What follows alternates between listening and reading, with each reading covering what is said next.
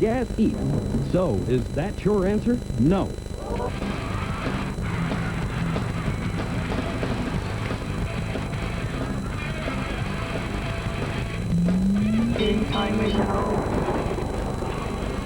AT&T Cable Services presents High School Football 2000. Tonight, the Battling Miners of Minersville take on the Hurricanes of Schuylkill Haven. Good evening, everyone, and welcome to Rotary Field in Schuylkill Haven.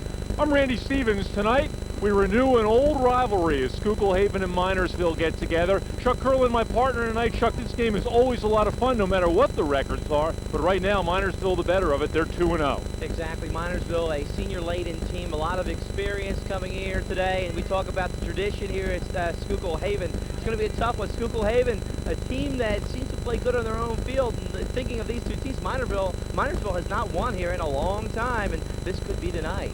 1988 was the last time the Miners came in here and actually posted a victory. Now, they've had an excellent rushing attack in their first two games, and Ed Simonitis has been one of the reasons why. You're right. Ed Simonitis last year scored 8 touchdowns, rushed for close to 700 yards. He's got a great duo in the backfield with Mike Pelveco. Is that right? I get that right. That's a tough one to spit out, but that tandem in the backfield is just phenomenal, and they're going to be the tandem that the defense is really going to have to stop in this ballgame.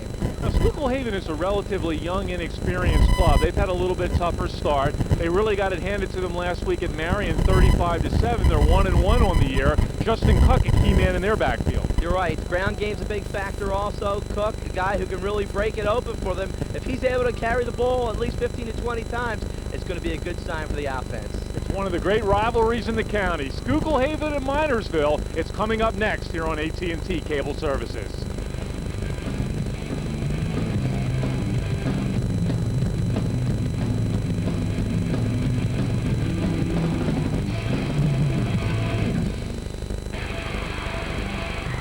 Has him wide open, touchdown. Cedar Crest says they have the ball, and they do. Down the middle, has a man. Open is Robertson. He hauls it into the 10 and gets inside the 5 to the 3. This one will be returned right up the middle, and look out. Gets outside to the right, has the first down to the end zone, touchdown. Growing up backstage here at the Apollo Theater, I had some incredible teachers. I mean, they could show me a move and make it stick. Today, when teachers look for creative ways to reach a kid, they turn to cable in the classroom. With donated cable technology, teachers connect kids to a world of commercial-free educational programs. With free study guides and internet support, cable helps teachers make it stick. Nice moves, Cable in the Classroom. Cable in the Classroom is a public service of AT&T Broadband. A great day outdoors. Pennsylvania's leading outdoor video magazine. We found the honey hole. Join Roger Mellon and Bob Entler every week for outdoor fun and adventure, plus the latest outdoor news and information. A great day outdoors. Fishing and hunting that you can do close to home. Join Roger Mellon and Bob Entler every week for a great day outdoors, helping to preserve our outdoor heritage. Hurricane warnings are up here at Schuylkill Haven. We're at Rotary Field. Schuylkill Haven getting set to entertain Minersville. Minersville has not won here since 1988. And Chuck, very unusual last year, both these programs 4-6. Schuylkill Haven hadn't had a non-winning season since 1985. It had been 10 years since Minersville had a losing season. Both teams, in a sense, rebuilding. Yeah, you're right. Minersville, though, with the senior leadership is a big key. You know, this team didn't make the playoffs the last 2 years after having a nice string of 5 years in a row getting to postseason play, and right now they look like they're at their top of their game. You know, 16 seniors on the roster, and they all contribute to this ball club, and that's something that it's a great asset to a coach, especially you look at both these coaches, 29 years combined. Now, Rick Jones, 10 years in the business, and you have 19 years coming through from Mr. John Davis. So a lot of experience in coaching, so we should have a well-schooled ball game. And Minersville will get the ball first here this evening. A short kickoff taken at the 20 and straight back up the middle. I believe that is number 34 with the football, Mike Pavelko. You'll hear a lot about him tonight. Over 100 yards and 3 TDs on the season. And Minersville has excellent field position to start the ball game as they'll have it at their 38-yard line, 1st and 10. Oh, you're right. You look at Mike Pavelko and Ed Simonitis. What a tandem in the backfield for the battling Niners, and they go with their strength, and you'll see these two come right at you. Adam Franz, the quarterback, penalty flag goes flying. Pavelko gets the football, and he crashes out over the 40 to the 43-yard line, but let's check the flag, and it's going to come back. Illegal shift on Minersville, so a penalty on the very first play. And these two teams can really get fired up for one another. This is one of those games when the schedule comes out, no matter what the records, you circle this game as a traditional rivalry game. And that's definitely the case. You throw out the records because it does not matter in each one of these ball clubs, as right now you look at the penalty being assessed. That was Jerry Gerhardt, by the way, your referee for tonight, the man in the white hat. Just underway, just 15 seconds into a scoreless game. It'll be 1st down and 15 as the ball backed up. Minersville will keep the ball on the ground. Again, it is Pavelko, and this time he is stacked up. Got it out to the 32-yard line. May have picked up a yard at most, but maybe not. So it'll still be 2nd down, or it will be 2nd down now. Pavelko, as we mentioned, one of the leading ball carriers, 108 yards in the 2 games. Ed Simonitis, who hasn't touched it yet, 187 yards in 23 carries with a couple of touchdowns. Minersville is a team that has almost exclusively run the ball, but there are reasons for that. A more balanced offense. And here we'll see a pass right off the bat, fired out over to the near side, incomplete to Jeff Brennan, a 5'7", 155-pound junior, as Adam Franz had a little bit too much air under that one. Franz did a nice job of rolling out, but you're right, he got a little antsy and threw it too hard. It sailed away from him. But you like the mobility of this quarterback. Adam Franz, the 6-foot senior, and has some size at 201 pounds. Minersville crushed Bucktail last week, 40-0, and they threw only 1 pass in the game. They were pretty much dominant on the ground. They didn't throw many passes the first week either. In the defensive struggle against Tri-Valley, they won it 7-6. This is 3rd down and long, and again, Franz going up down the field, and this one is going to be intercepted, picked off by Matt Hertz. Hertz, just a junior, 5'9", 163, and that ball really thrown up for grabs, and Hertz was Johnny on the spot. You're right, Hertz did a nice job. It was almost, he was like he was fielding a high punt. He went back on it like a center fielder and came up with the interception. We'll look at it again. You'll see Franz, plenty of protection. He had plenty of times. He tried to lay this one up down the left sideline. He got a little bit too much air as it went under, and it gave the defense. Matt Hurst was right there to make the interception. A beautiful job defensively, landing on the 30-yard line. So the Hurricanes go on offense for the first time in this game. They have it 1st and 10 at their own 31-yard line. Justin Cuck is the quarterback here tonight. A little bit of a surprise, and not much going there against a very tough Minersville defense, as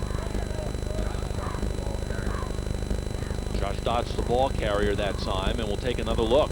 Well, you talk about Justin, and we'll look at it right here. A quick handoff off to the right side, and a couple of nice moves by the big guy as he comes barreling down to pick up a couple of yards on the play.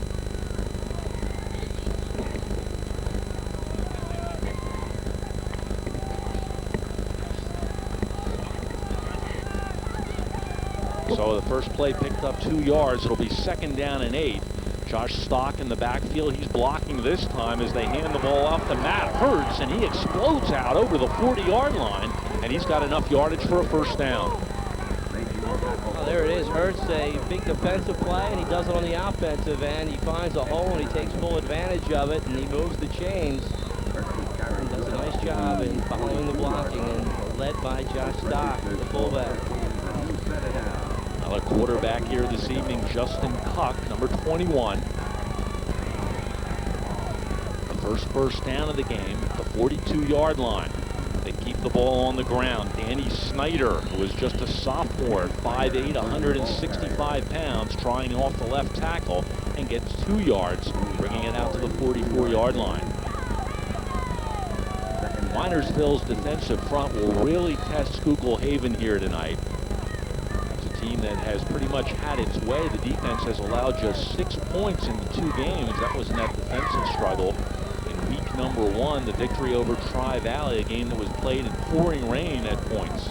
You're right, it was a battle of the trenches, no pun intended in that situation, and the front offensive defensive line did their job. Huck looking to throw, pocket breaks down, and he's going to be grabbed, and he's going to lose 2 yards on the play as he gets tackled. One of the guys getting up on the bottom of that pile is Fran Quinn, a 6 foot, 233-pound defensive lineman. Take another look. It was a rollout. He's seen nothing happening here, so I've seen the convergence of the defense. He tried to make something out of nothing, but he loses 2 yards on trying to pull an escape route here for Justin Cup. John Pasco also involved in the attack. It'll be 3rd down and 10. The ball at the 42-yard line. 3.5 minutes into a scoreless game.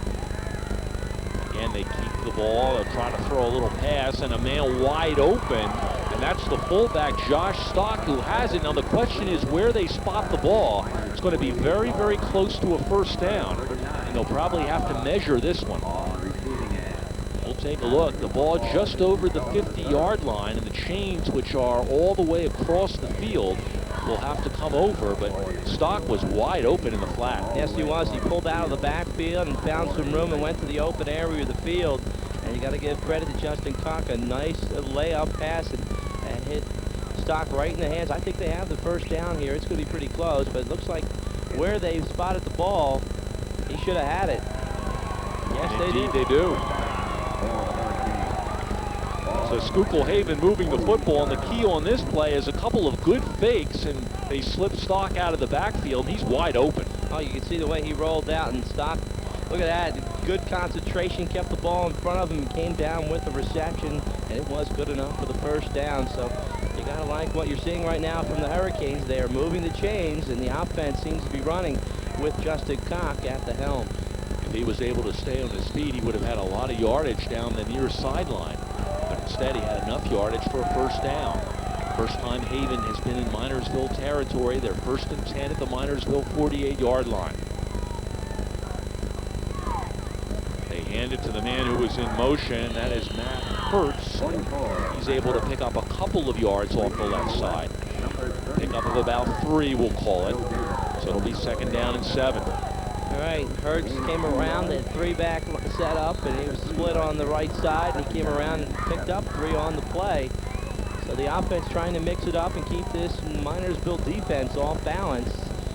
Right now, like you said, throwing us a little loop with Justin Cock handling the offense. We expected maybe Riley Gilbert might get the call, but see the 5'10", 194-pound Justin Cock doing a job here in the 1st drive for the Hurricanes. Nice throw out to Stock again. The play worked so well the time before, they were able to complete the pass, and Stock able to grab it, and another 1st down. That play worked well before. They just slip him out of the backfield and no one covering him. A linebacker missing an assignment out there. That's exactly it, Randy. The linebacker misses the assignment. Watch, he fakes right up the middle, a roll out, and no one's covering him, and you can see Cock just lays it up again. A nice soft pass, and here comes the big guy. Josh Stock picking up another 1st down, and you can like the way this Schuylkill Haven club is moving the football. 1st down now at the 31-yard line. They keep the ball on the ground to Hertz, and he gets a couple of yards as he crashes inside the 30. Oh, we'll look at Hertz once again. He already had a carry for 3. He likes working off the right side, and he hesitates, follows a block here, and he tries to split the defenders, but he barrels forward to pick up a couple extra yards and make that a pickup of almost 6. Adam Franz came across, was a guy who kind of tripped him up, the quarterback from Minersville, also a key man in their veteran defense. 2nd down and 4 as the first play picked up 6 yards. This time they fake it, and that play will not fool anybody as Justin Cuck is grabbed and knocked down. That'll be a loss on the play. A loss of like 3 on the play. Second time Justin tried to roll out and make something happen. Defense really picking up on it. Justin was a dead duck in the backfield. So the play actually lost 3 yards. So the question here, 3rd down, it's probably 4 down territory. So you might figure you have 2 tries to pick up the 1st down. Schuylkill Haven moving the ball effectively here in the first period. Cuck wants to throw, has a man open, and that ball is complete as the tight end, Greg Stock, makes the catch. That's it. Greg Stock with good hands to pull it down. They move the chain once again, and look at it again. You gotta like the way Justin is rolling out here, and he'll fake the handoff inside. He rolls out to his right, takes a few steps back, and throws a perfect strike. Greg Stock right there. Good reception. He turns and picks up a couple extra. Almost had pay dirt. So Josh Stock has 2 receptions, and now Greg Stock has another one. And Schuylkill Haven, a team that has traditionally run the ball so well, they don't usually throw a lot of passes. And right now they are moving the ball effectively, and timeout has to be called. Minersville has to be a little disrupted here in the early going. Oh, you're right. I think that was the case. That even threw us for a loop. We didn't expect to see Justin Cook in the backfield, and Cook did a nice job. He's very mobile, and he's really mixing things up. And, you know, this guy can handle the football. He can also run with it, so it's going to add another dimension to this Schuylkill Haven offense. And, of course, the beautiful facilities here at Schuylkill Haven. Just a couple of years ago, the brand-new gym and Rotary Field, the scene of many a Hurricane triumph here. They certainly have had Minersville's number over the years. You have to go back to the '88 football season, and before that '84 since Minersville last won. So they did not get it done in the '90s, and they're trying to start the new decade and the new century on a good note. But right now, Schuylkill Haven taking it to them. Ball down on the 10-yard line, and now somebody jump off sides. We'll wait to see what the call is here. Oh, it looks like they're mixing it up. Riley Gilbert comes in to take the snap here on this first play from scrimmage with the 1st and 10. And now it's going to be assessed to the Minersville. And offsides is the call, so this will move it even closer at this point. As the ball down to right around the 7-yard line, and there is Coach John Davis, you saw a moment ago, a head man for 19 years, and he is one of the longest running coaches here in the county, the dean of coaches, as it may be. And here goes Stock. Josh Stock ramming his way into the center of the line, fighting for extra yardage. I've been impressed by Schuylkill Haven on this opening drive. They've done a nice job in mixing up the run with the pass, and that's a way to keep a good defense off balance. Well, keeping the defense off balance, they've been mixing up their quarterbacks. You have Justin Cook handling most of the snaps, and Riley Gilbert comes in, and there's Riley. He's going to take another snap from the center and really mixing it up, trying to keep this Bethlehem Minor defense off balance.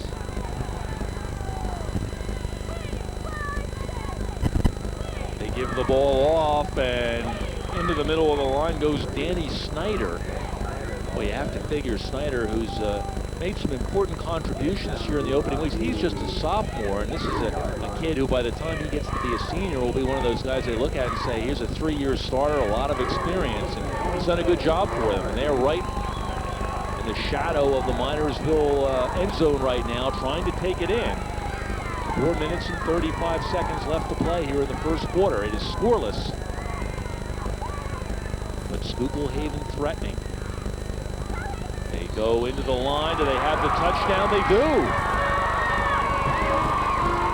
A different quarterback that time, but it is Josh Stock with the score from close in. And Stock has given Schuylkill Haven, the underdog, the lead here in the early going. It comes with 4:26 left in the first quarter. Well, Josh Stock just taking it strong and coming up big to put the Hurricanes on the board with 4:26 remaining. I'll tell you, you got to like this offensive drive orchestrated by the quarterback tandem of Riley Gilbert and Justin Cook. The two of them really did a nice job of mixing it up, keeping this Minersville defense off balance. Minersville had given up only 6 points in 2 games, and already it is 6-0, and this extra point is not going to make it. As Stock misses the extra point, so the score remains with 4:26 left to play in the first quarter. The Hurricanes of Schuylkill Haven 6 and the Battling Miners nothing. Let's take another look at the touchdown and note the new quarterback in the ball game right here. It's Riley Gilbert back in, and there goes Stock into the end zone for the score. Well, Josh Stock, 5'8", 212 pounds, and he just battled up the middle to pick up 6 for the Hurricanes. And Josh also does the kicking. He almost accounted for all 7 points. Could not hit the extra point. He's setting up the kickoff. So Minersville will get the ball back. They fizzled the first time they had it. A penalty on first down put them in a tough situation. They gave it back to Schuylkill Haven, and all Haven did was take it right down the field and score a touchdown, and looked impressive in doing it. Well, you're right. They just moved the ball with ease, and they marched down after the interception from Matt Hertz, and it set up a nice offensive drive for this club. You got to tip your hat to Schuylkill Haven. 75 years of football here, a lot of tradition, and we talk about this rivalry. You could throw out the records as Minersville came in 2-0, Schuylkill Haven 1-1, but hey, here on their home field, they are so difficult to beat. Short kick that time. The ball was taken by one of the up men as Ryan Olenek brings it back. And boy, that kickoff didn't travel very far, but pretty effective. You certainly don't want to kick deep against the Miners. And we'll take a look now at the Minersville starters here this evening. And of course, Adam Franz, a lot of things revolve around him, both offensively and defensively. We talked about Simonitis and Pavelko, they're key guys. And of course, the big guys up front make the running game go. Oh, you're right. This is the big key, the tandem of Mike Pavelko and Ed Simonitis. Right now, they're going to put Franz in a situation where he has to throw the ball. Did he complete the ball? He made a great throw over to the far side, and apparently it is indeed completed. As it is number 7, Jeff Brennan, who came up with a catch. I'll tell you what, that's an excellent throw. Franz on the run, didn't have much room to put it in, and he put it right on the number. You're exactly right, Randy. And you see Adam Franz, he's going to roll out to his right under heavy pursuit. Big time pursuit coming in from the outside. He makes the trunk and plays it to Brennan. I'll tell you what, good coverage there by Zach Farr. And sometimes as a D-back, you can do your job, and they still complete it. This is Pavelko, Mike Pavelko with the carry. He is a senior, as is Simonitis. And he's able to gain enough yardage to pick up first down. As the ball out to just about the 45-yard line, and a Hurricane player is down on the ground. And John Davis will take the time to come out to attend to him and also to talk to his troops. The injured player here is number 72, that is T.J. Boyer. I think T.J. Boyer might have a cramp or got the wind knocked out of him. But yes, Adam Franz, he has the excellent running tandem in the backfield, and right now he's showing his athleticism and throwing a nice pass off to the sideline. And you gotta like what you're seeing right now if you're a Battling Miner fan. Trying to bounce right back after the Hurricanes just marched down the field to put 6 on the board. That's one of the hardest passes to make when you are running out to your right pretty much full speed. And Franz was on that one particular play. He was being pursued in a big hurry by Justin Fiddler, and he was able to throw a strike right to the receiver. We hope that this is not a serious injury right now. As again, you take a look at T.J. Boyer, one of the offensive tackles for, or check one of the defensive tackles for the Canes. Of course, there is Coach John Davis, and these two programs really have had storied traditions, both kind of out of the Chicago Bear, Pittsburgh Steeler camps, both known for their tough play. Sometimes they may not have the best talent around, but you always know that when these two clubs show up, they're going to hit you hard, and even if you win a game against them, they're going to make you pay the price. Right, you're going to leave with some battle wounds. Boy, you look at John Davis, 19th year coaching, Randy. He has an unbelievable record in those 19 years, 142 wins, 68 losses, and 2 ties. And, you know, just what a tradition that's been carried here at Schuylkill Haven. His counterpart, Rick Jones, in his 10th year, he's also sporting a pretty nice record of 74, 59, and 1. And with the Battling Miners, he's already won 61 games, only lost 39 with 1 tie. So both these coaches with 19 years of tradition between the two, what experience, and you can see both teams were very well schooled here in the early going. Well, again, the injury to number 72, T.J. Boyer, and some cuties from Schuylkill Haven on their side of the field. And of course, the opposite sex also represented here tonight. They love to watch kids at games. They just enjoy the atmosphere so much, and the smiles are always great. And of course, the Schuylkill Haven side of the field, football like a religion here on Friday nights. And it's of course one of the big games, and here comes Boyer, and looks like he was just shaken up a bit. That's a good sign to see him walking off under his own power, so that's an excellent sign. for Coach John Davis. Take a look at the Hurricanes, holding a 6-point lead here in the first quarter. The mascots are even getting into the act also. I guess You don't want to tangle with that, do you? That looks like a Tasmanian devil. That looks like what you look like, Chuck, before you got this new haircut.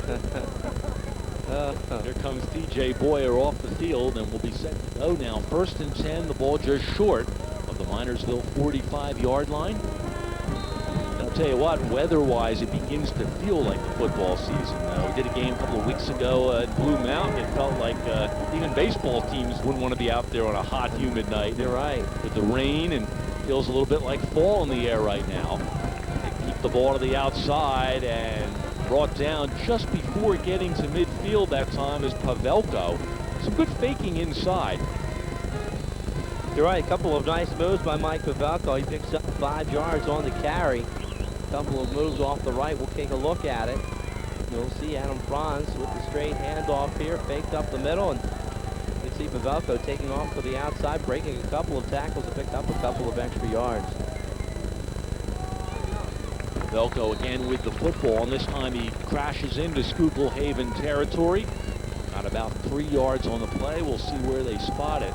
Probably right around the 49-yard line. So we'll call it 3rd down and 4 coming up.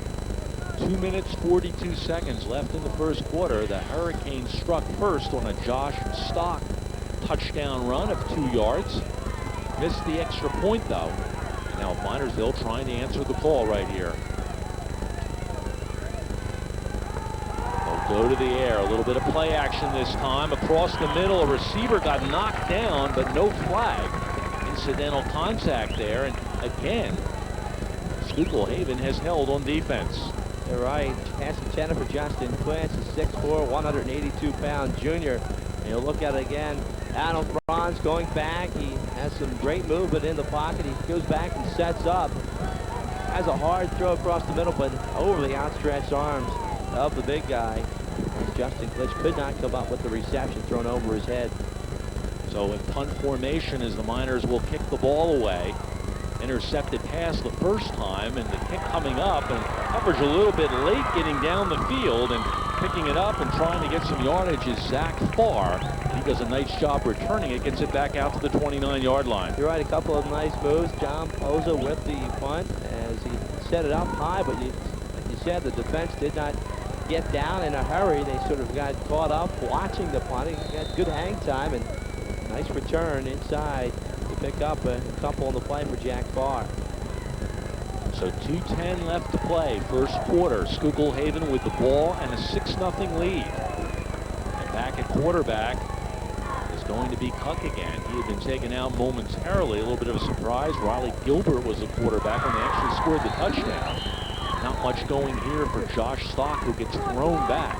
Riley Gilbert, I guess it's safe to say, is like the red zone quarterback. It seemed like he picked up calling the signals once they got in within the 20-yard line.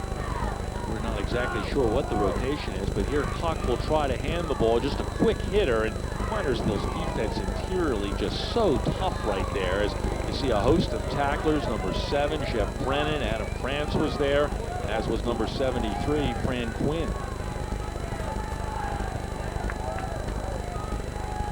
A minute 45 left in the quarter. Stock trying to get to the outside, and forget about that. As again, the quickness of the Minersville defense, and one of the guys there for the tackle was Mike Pavelko. Right, John Sterling also watch this, and you'll see the pickup coming through. Sterling's going to come out, the 6'1" senior. You can see Stock coming to the outside, trying to turn the corner, but Sterling coming in to wrap him up and tie him down, and it's a loss of 5 on the play.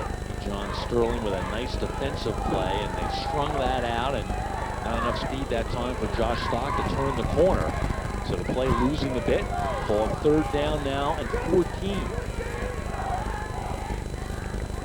Cuck wants to go down the far side, and this one is going to be complete. A nice catch over there by Zach Farr, and that's going to be enough, Chuck, for the first down all the way out to the 48-yard line. They pick it up on 3rd and 15. Wow, big time play, and watch the catch here by Zach Farr.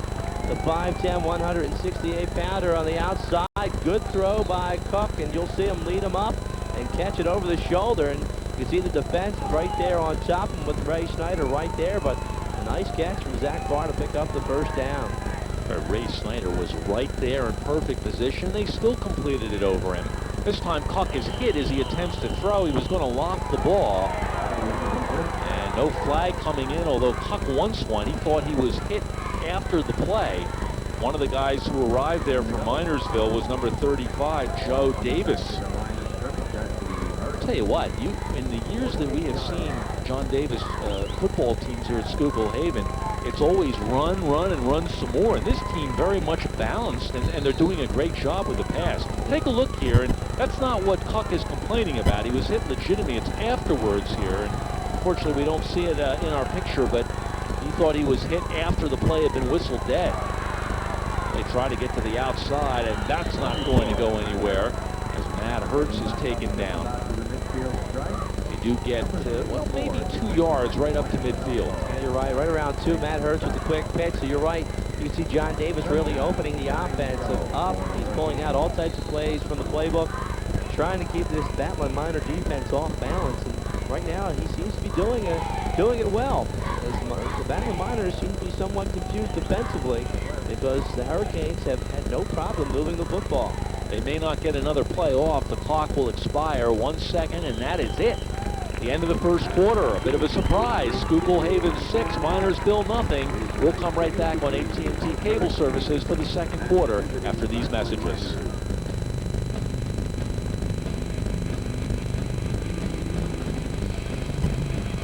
If you're considering buying satellite TV, consider the cost.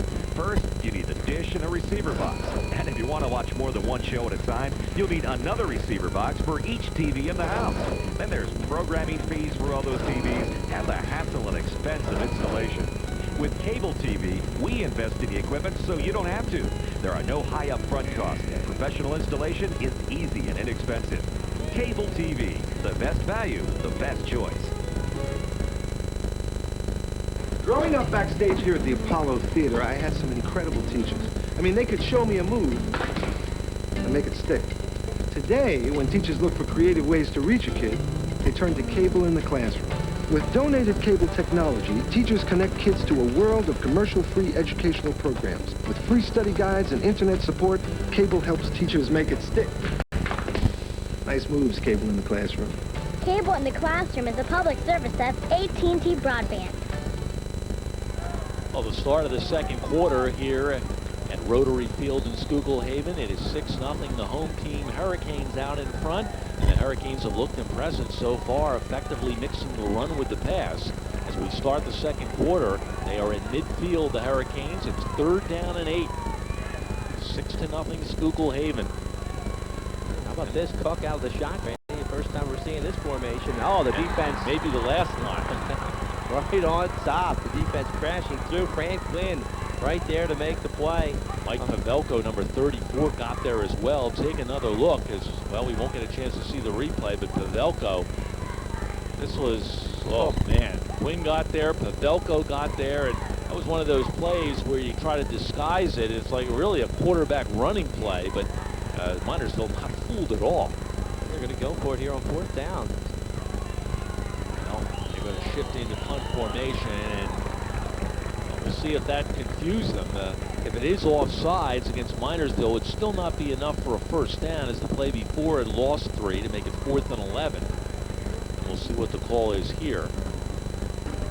Indeed, it is offsides, and I'll tell you what, normally 4th and 11, it's not going to make a difference except to move it 5 yards down the field, but sometimes John Davis teams will do that. They will line up as if they're going to go for it, and so there's confusion on the other side of the ball. Might get somebody to jump, and they shift into punt formation, which we think they'll do here, and they do, as Cook will go back to kick the ball away. Justin Cook punting. He booms the ball down. It'll be taken at the 15-yard line. And this one with Ed Simonetis loose. Look out. It finally gets hammered down at the 30-yard line, and again, the guy who kicked the ball away, Justin Cook, made the tackle. Yeah, a lot of credit to Ed Simonitis making a couple of nice moves. And How about Cook? A boomer. I'll tell you. He really got this punt up there, and Ed Simonitis had to backtrack a couple of steps to get squared under it. Great hang time there. Comes Simonitis. Makes a cut towards the outside and splits two defenders. A nice Duke right there, and he takes off to the outside, but here comes the Hurricane defense. Now they're going to converge once he goes back to the middle of the field. And a couple of nifty moves by Ed Simonitis, the 5'9" senior. Something has become a tradition up here for us when we come up with the games on AT&T Cable. About an hour before the game, Mike Farr, one of the assistant coaches for Schuylkill Haven, puts on a punting exhibition out on the field. And I'll tell you what, I think he could be playing for an NFL team here later in the year if somebody gets hurt. You're right. He could boom them. Talk about hang time. A little confusion in the backfield. Simonitis had actually run into the quarterback. The new signal caller is Dan Hopkins. Both teams switching up the quarterback tandem. So a gain of just 2 yards, but there's the confusion as it appeared that number 73, Fran Quinn, in an attempt to pull out of the line, ran right into his quarterback. That's it. He was pulling out for the offensive line, and Quinn just made the move, and that was it. So the new quarterback in here, number 13, Dan Hopkins. He's just a junior. Simonitis trying to carry the football, and he is knocked down. He got maybe 2 as he gets the ball to the 35-yard line. And again, you like Schuylkill Haven's offense, the way they mix the pass and the run. You also have to like their defense. They've done a nice job containing Minersville. Yes, they have. So the defense has really stepped up to the task. Look at it again. Dan Hopkins with a quick pitch to the outside to Ed Simonitis. And he's going to foul Pavenko here. Nice block, but the defense just comes through. But by that time, he picks up a couple. And right now, it's going to be 3rd down and 7 for the Batlin Miners. So the Miners 2-0. A couple of impressive victories by 1 point opening week. And now the Miners a little bit confused. And instead, they will burn a timeout. And Rick Jones will come out onto the field, and they'll have a chat. What a great job Rick has done with his Minersville program over the years. He's in his 10th season as well.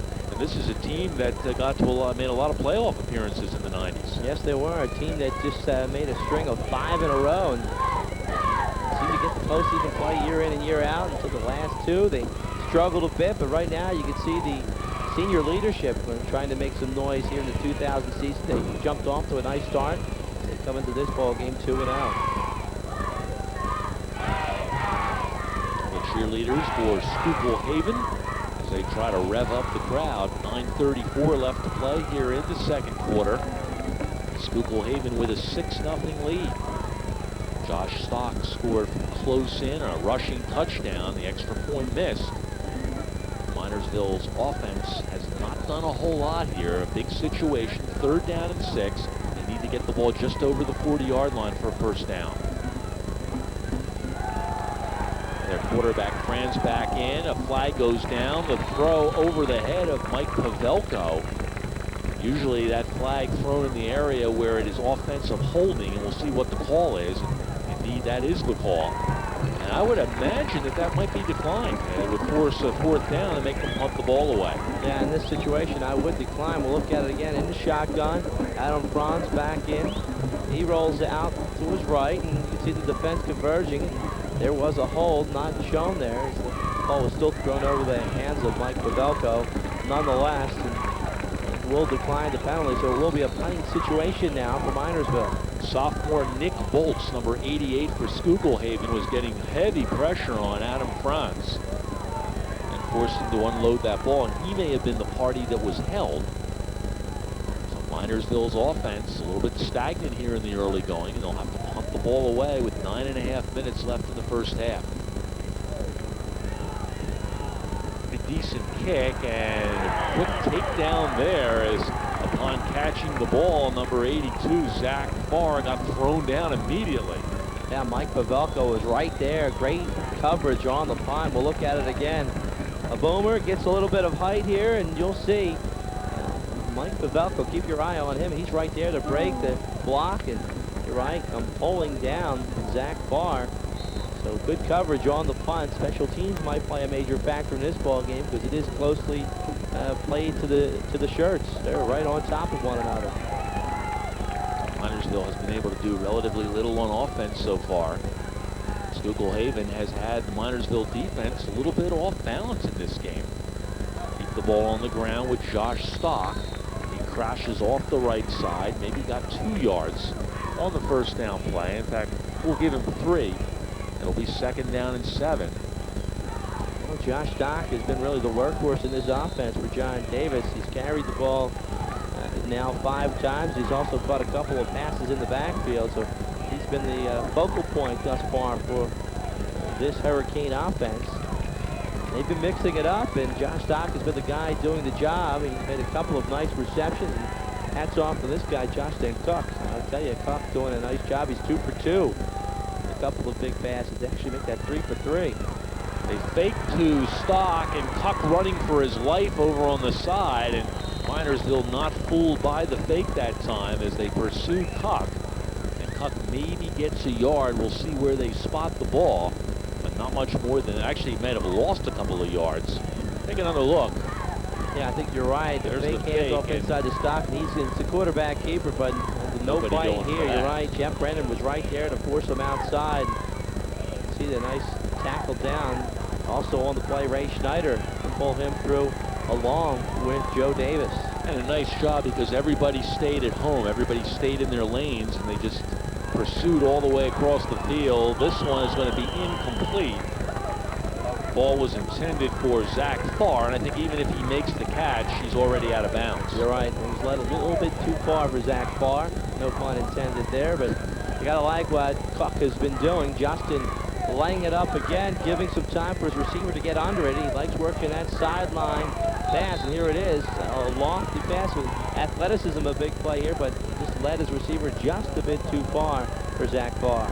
Again, nicely covered by number 22, Ray Snyder. And once again, Cook will go back into punt formation to kick it away, and Minersville will get it back. Ed Simonitis standing back at his 25-yard line. It's a very short punt, and then it takes a bad bounce. I don't know, there might have been contact on that punt. The defender might have got a piece of that. Came off his foot rather strangely. That's about a 9-yard punt. And you're right, there might have been, because just the way the ball left the kicker's foot, it did look a bit strange, and if they tipped it, that would explain it. Yes. But a 9-yard punt, and that's a big break for Minersville. They start with excellent field position at their 49-yard line. This is the best field position of the night thus far for the Battling Niners. Let's see if they're able to do something with it. And the first guy goes through, gets the football. That's Mike Pavelko. As he crashes down on the 46-yard line and pick up a 5. Look at it again, straightforward handoff to Pavelko. He finds a hole right up the middle, breaks a couple of tackles as he was hit hard a couple of times. Dan Snyder made a big hit, and he was able to brush off that contact to pick up a couple extra yards. Snyder with a nice play. He's the inside linebacker for Schuylkill Haven. Keep the ball in the middle again, but this play will not pick up much, maybe a yard at the most. As again, they try the same play going the other way off right tackle, and not much doing for Pavelko. You're right. Maybe a yard on the pickup. Defense smelled that one out. They converged rather nicely in the center of the field. You got to like the defensive scheme right now by the Hurricanes. They're really picking up the formations of these Battling Miners. 3rd down and 4 now from the Schuylkill Haven 45-yard line. Franz gets wrapped up. He's struggling forward, and that's a nice play by Franz because he was in a position where it looked like he was going to be dragged down at the line of scrimmage, and instead he wiggles up to the 42-yard line. I think he's still going to be short of the first down. You're right, but you got to like the awareness of Adam Franz, the 6-foot senior, able to have the awareness of where the first down marker is. And he tried to wiggle and worm, and he just couldn't get there, but awfully close. It's going to be 4th at about a couple of feet. And let's see how Rick Jones is going to play this one. They're going to either try to put the Hurricanes deep in their own end, or they're going to try to get a shot at this. And remember, there's only 6 minutes left in the half. I think you make a statement here with your line. You say, we're the bigger, stronger football team, and we can get our yard whenever we want, wherever we are. And the kids love the challenge right here, and Franz just plows forward. He's got plenty inside the 40-yard line. A first down for the Battling Miners. Take quarterback keeper right up the gut, and Franz is able to pick up the first down. and keep the drive alive for the Battling Miners. You look at it again. Franz just follows the big beef up front and rolls over to pick up a couple to go to move the chains. Franz, a 210-pound quarterback, so this isn't some 165-pound kid, just somebody who just fell out of a lineman's pocket. This guy's generating some power on his own. First down from the 40-yard line. And the ball off. Simonitis is loose. Look out, and he's finally dragged down, but not before he gets inside the 20-yard line. A big run, 22 yards for Simonitis. Right, Simonitis breaks one right off the middle. We'll look at it again as he is going to take it up, and there he is. A nice nifty move in the open field. You can see Wirtz making an effort. Another one, great tackle from behind from Dave Swigert. Absolutely, and the play actually picks up 20. So it'll be 1st and 10 now for the Miners, trying to get the game tied or take the lead. And again, the ball carrier is Simonitis, and all of a sudden the running game beginning to assert itself here. Yeah, you're right. That's going to be 4 yards on the carry. And you can see how Rick Jones set up the offense. Mike Pavelko, some strength, trying to muscle up the field and really trying to get the Hurricanes in that tempo. And all of a sudden, you get a little bit more quickness with Ed Simonitis. A little bit more elusive in the open field, and right there it was evident when he was able to pick up 20 on that prior play. Second down and 5. They got 5 on the first down play. Simonitis spinning his way. Look at this run, a couple of spins, and he's down near the goal line. Simonitis could have been knocked down twice. He spun in the backfield to get away from one tackler. Take a look at this run. Oh boy, this is sweet. A little tornado move there, a twirl, a whirly bird move. Here he's going to go the opposite way. Looks like a basketball player with the Harlem Globetrotters making the spin right, spin left, and he picks up the first down. A couple of nifty moves by Ed Simonitis. All he needed to do at the end was jam the ball in the basket. Exactly. Right now, Schuylkill Haven a little bit back on their heels as the Minersville offense, which took the better part of the first half to get into gear. And Chuck, they're rolling right now. Yes, they are. I mean, style points, if that was indeed Ed Simonitis picked up a perfect 10 on that carry. And the running game, the offensive line must have heard the call of head coach Rick Jones, because they have responded. They have been winning the battle in the trenches on this drive for the Battling Miners. And Simonitis with over 35 yards on the last 2 carries alone, and that was a thing of beauty, that last run. That's a highlight film kind of run, spinning right, spinning left, and picking up a first down to move the chains. That's the kind of thing when Simonitis deciding where to go to college, when they make a little highlight reel, that could be the #1 play on it. That showed a little bit of mobility right there, and some great balance as well. Well, last year we talked about Simonitis, rushed for over 650 yards. He had 8 touchdowns. You know, between the backfield of Pavelko and Simonitis, they accounted for 18 touchdowns last season for this Minersville ball club. 1st and goal, the ball spotted at the 2-yard line, and now the referees indicating timeout. And I don't know whether this is Schuylkill Haven's timeout. They had just taken one a moment ago. Apparently that is the case, and this would have to upset John Davis. You take a timeout to get your defense set to where they have the play that they want, and all of a sudden you realize that they have enough men on the field. And here comes John Davis out there now, the coach, and one of the some of the players in that huddle right now, because he just burned 2 timeouts essentially back to back. That's not a happy camper right now, and he's going to let his ball players know, hey, what's the story here, guys? Keep your head in the game. It's not exactly like you're freezing a free throw shooter and taking back-to-back timeouts. And we assume that that is a timeout. It may not have been. The indication by one of the officials was that he was pointing at least toward the Schuylkill Haven side as taking the timeout. But again, we can only surmise. Right now, here come the Miners back on the field. They're down 6-0, but they have it 1st and goal at the 2. Let's see if they can take it in.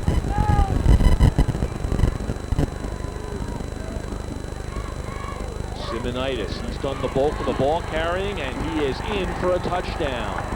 It's only appropriate that Simonitis get the touchdown because he got it most of the way down. Take another look. Oh, you're right. He's the horse that brought him to the water, and he picks it up and gets a big gulp as he hits pay dirt to even up the score for the Battling Miners. Right now it's going to be up to the extra point. Minersville can take the lead. There's that funky formation that we see time and time again in college. Sort of scratch your head, what's this all about, you know? And sometimes they can run a play from there, too. It's been known to happen occasionally. Extra point, it's not pretty, but it somehow gets through. Wow. How about that for Justin Klitsch, who kicked a little knuckleball up there. He kind of curled that thing just inside the left post and just over the crossbar, but it is good. And just like that, the Miners, who have really kind of been outplayed throughout this first half before that drive, suddenly they had the lead 7-6. Yeah, the ground game was the big factor there. We talked about one of the best backfields in the county. Ed Simonitis teaming up with Mike Pavelko, and Simonitis doing most of the damage there. With a couple of big runs, one for 20 yards and the other one for 14. And he picks up a 2-yard touchdown on the drive, and the extra point is up and good, giving the Battling Miners a 1-point lead with 4:10 remaining here in the first half.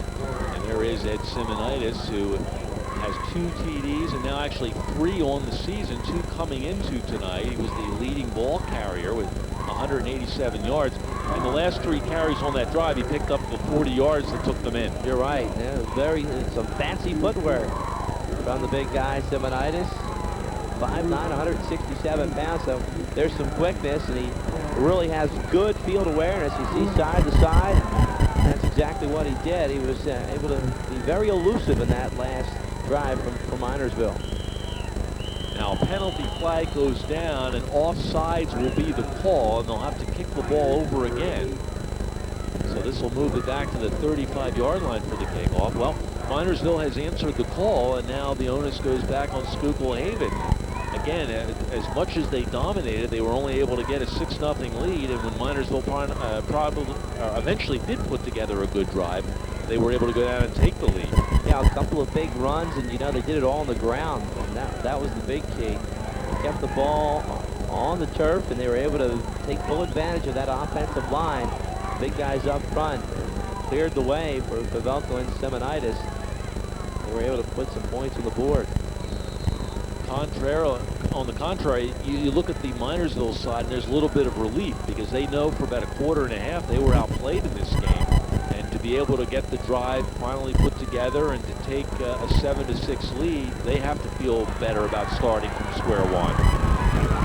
Boy, there's a hit right there as trying to return the ball was number 44, Matt Hertz, and he got popped. Oh yeah, Hertz came up like a freight train and just ran into a brick wall. We'll look at it again on the kickoff. He tries to go up the right sideline. He follows the blocking here, and he tries to turn it up a notch. You can see him accelerate when he does.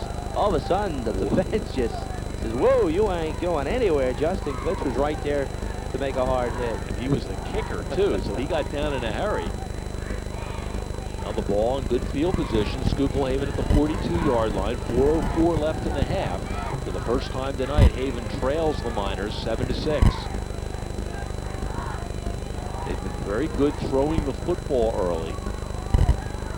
This time they run the football. It's hard running right up the gut that time.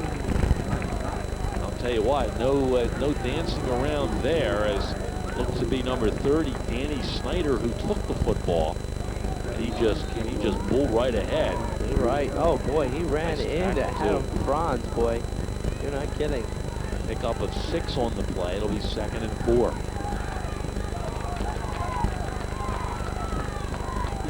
Clock running as we come down to the 3.5-minute mark left in the first half. Oh! What a hit there. You are not kidding. Snyder tried to do the same thing, and he got met in a big hurry. Take a look. Oh, out of nowhere. Mike Pavelko, I believe. Oh, it is. Number 34. And that's a big-time hit. That'll straighten up a runner. You're not kidding.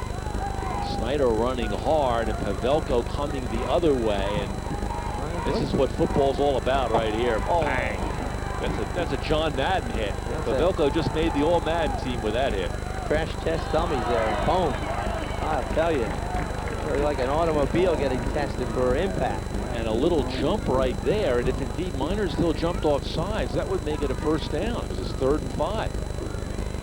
This would be a big play to continue momentum, and talk it over. Let's see what we have here. Not sure what we have here, period. The official are conferencing right now, and they're making sure everything's, I guess, kosher in terms of it would be an automatic first down. Jerry Gerhardt is the man in charge with the white hat, and he wants a timeout. And we'll talk to the quarterback, number 21, Justin Cock. And we can only guess what's going on here. I don't know if we can get another look at whether somebody jumped here. Yeah, sort of got into the neutral zone, as they say, but they certainly were back in time. So they're going to measure. I think what they're doing, they're going to measure where the ball is. They're going to bring it out. And of course, if it is a 5-yard penalty, kind of see where they have to get to. I don't think I've ever seen this. Usually they'll move the ball and then measure. But that's the distance that they will take it. And they're going to be very close if indeed it is the 5-yard assessment. And it is a first down.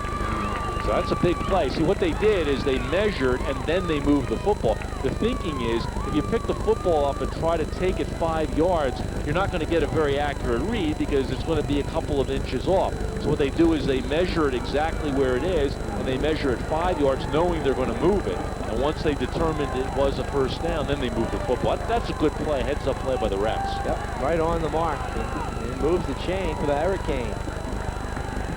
So the Canes now Minersville territory. The ball on the ground once again, and ball carrier Matt Hurts. Now, the clock will become a little bit of an enemy here for Schuylkill Haven. It's going with 2 minutes and 20 seconds left, and there is an injured Miner down on the field as getting up very slowly was Fran Quinn, but now he's up and is going to stay in the game. That is a very good sign. Justin Cock came over to talk to head coach John Davis, make sure everything is a-okay, and get a good look here. It's second down, like 7. I guess that's safe to say. It is, and more importantly, the clock under 2 minutes now. So Haven taking a lot of time between plays. They loft this one up. We've seen this play work on a couple of occasions. Not there though for Zach Farr, number 82. You're right. They like to lead Farr to see if he can pull in a Willie Mays over-the-shoulder catch, breaking down the left sideline. But once again, that was thrown a little bit too far out of his reach. It would have been out of bounds if he was able to make the catch. Take another look. This play worked early, has not worked on the last couple of times. And you just basically give your receiver a chance to go up for the football. And this one thrown out of bounds, so even if he had caught the ball, it would not have counted. Big play here for the Hurricanes. 3rd down and 6. On the Minersville 45-yard line. They keep the ball on the ground and busting forward, and I think this is going to be a first down. That play picked up 6 yards. And some good hard running there by number 32. That is Mike Fegley. We haven't called his name yet tonight, only a sophomore. And it's funny, on a big play, they go with a sophomore who hadn't touched the ball all night. Oh, Deco, boy, to pay some dividends here. Fegley with a couple of nice moves, finds a big hole, and it's going to be pretty close. They're going to measure for this first down. 1:43 left. The clock stopped for the measurement. Not sure they have it or not. This will be we've had a number of very close measurements tonight. And woohoo. This one, well, there's the distance. About a quarter of a football. So this sets up an interesting little play. 4th down and, well, roughly 6 inches. So with 1:43 left, you obviously have to be cognizant of picking up the first down. That's the foremost worry here for the Hurricanes. But with time at a premium, you also have to be worried you can't, once you pick up the first down, the clock will stop and you can't sit around. You got to get back in that huddle and then get out. And this is also the time where if you're a little bit of a riverboat gambler, maybe you fake something and throw the football, because you know Minersville will be up with a lot of guys in the box. You're right. It's a big key here to keep your eye on the clock with just 1:38 remaining in the half. Right now they're double checking to make sure the football is spotted, and they'll get things rolling right now. The clock starts to move.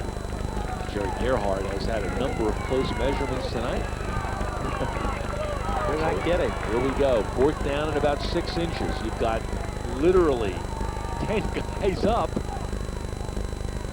See if they roll the dice.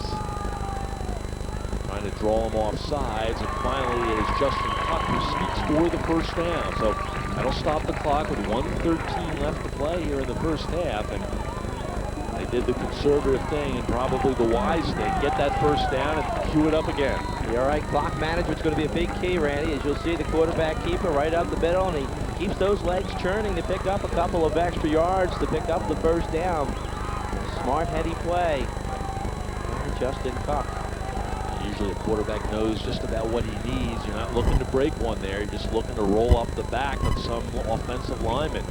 Little confusion in the backfield. Cuck turned around as if to hand off to somebody, and nobody was there. He's able to maybe get a yard or two, and now Schuylkill Haven forced to burn a timeout with 44 seconds left in the half. Take a look and watch the confusion in the backfield. You're right. Look at Justin. He's first. No one's there. So everyone's stopping and standing, and Justin made the best of it. He picked up some positive yardage on a broken play.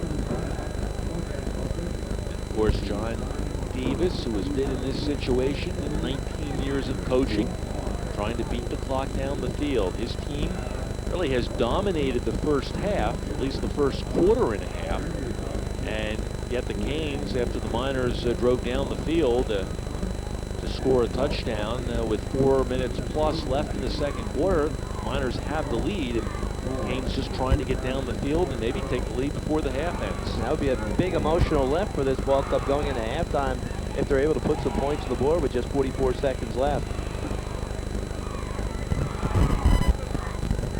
There's Coach Davis coming off. Outstanding coach and a guy with a great staff. All right, Mike Tracy, Mike Barr, Bill Tidmore, Paul Shank, Gary Alex, Johnny O. Davis, and Toby DeBosch, and Joe Brignola. Everyone seems to contribute. A great staff, and a guy who's been around Haven football for a long time. So it's 2nd down and 8. Ball at the 35-yard line. Time a factor. 44 seconds left in the half.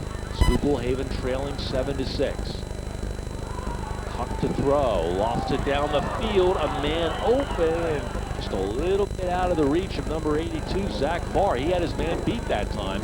He's in a real battle, Zach Farr, this evening with Ray Snyder, number 22. They've hooked up a couple of times. You're right. Snyder right on top of him here. Zach Farr breaks by his man, and you can see right there he had a step on Snyder, but the ball was just overthrown by just a tad. Only 4 seconds, though, ticked off the clock. The encouraging factor, the play did not work, but Zach Farr was open if they want to go back in that direction. Now they've got trips right here. And they have Farr to the left, across the middle, and a couple of guys get tangled up that time. The ball was intended for Matt Hertz, and he's wanting, well, he wants a flag to be thrown, but some inadvertent leg locking there as both guys going for the ball. We'll see if we can spot it here on the replay. You're right. You'll watch Justin go back. He had plenty of time in the shotgun. It was right down the center of the field. You're right. Incidental contact there, so that's why there was no flag. Looks as if Hertz ran right up the legs of Jeff Brennan that time. Both guys went down. The official's doing a very nice job because no foul there. 36 seconds left. 4th down and 8. Schuylkill Haven will go for it. They set up a screen. Ball is caught here by Snyder, and he is down to the 20-yard line, and that's going to pick up a first down. 28 seconds left. The clock will stop as they move the chains, and then it will start quickly, and Haven's going to have to hurry to line up.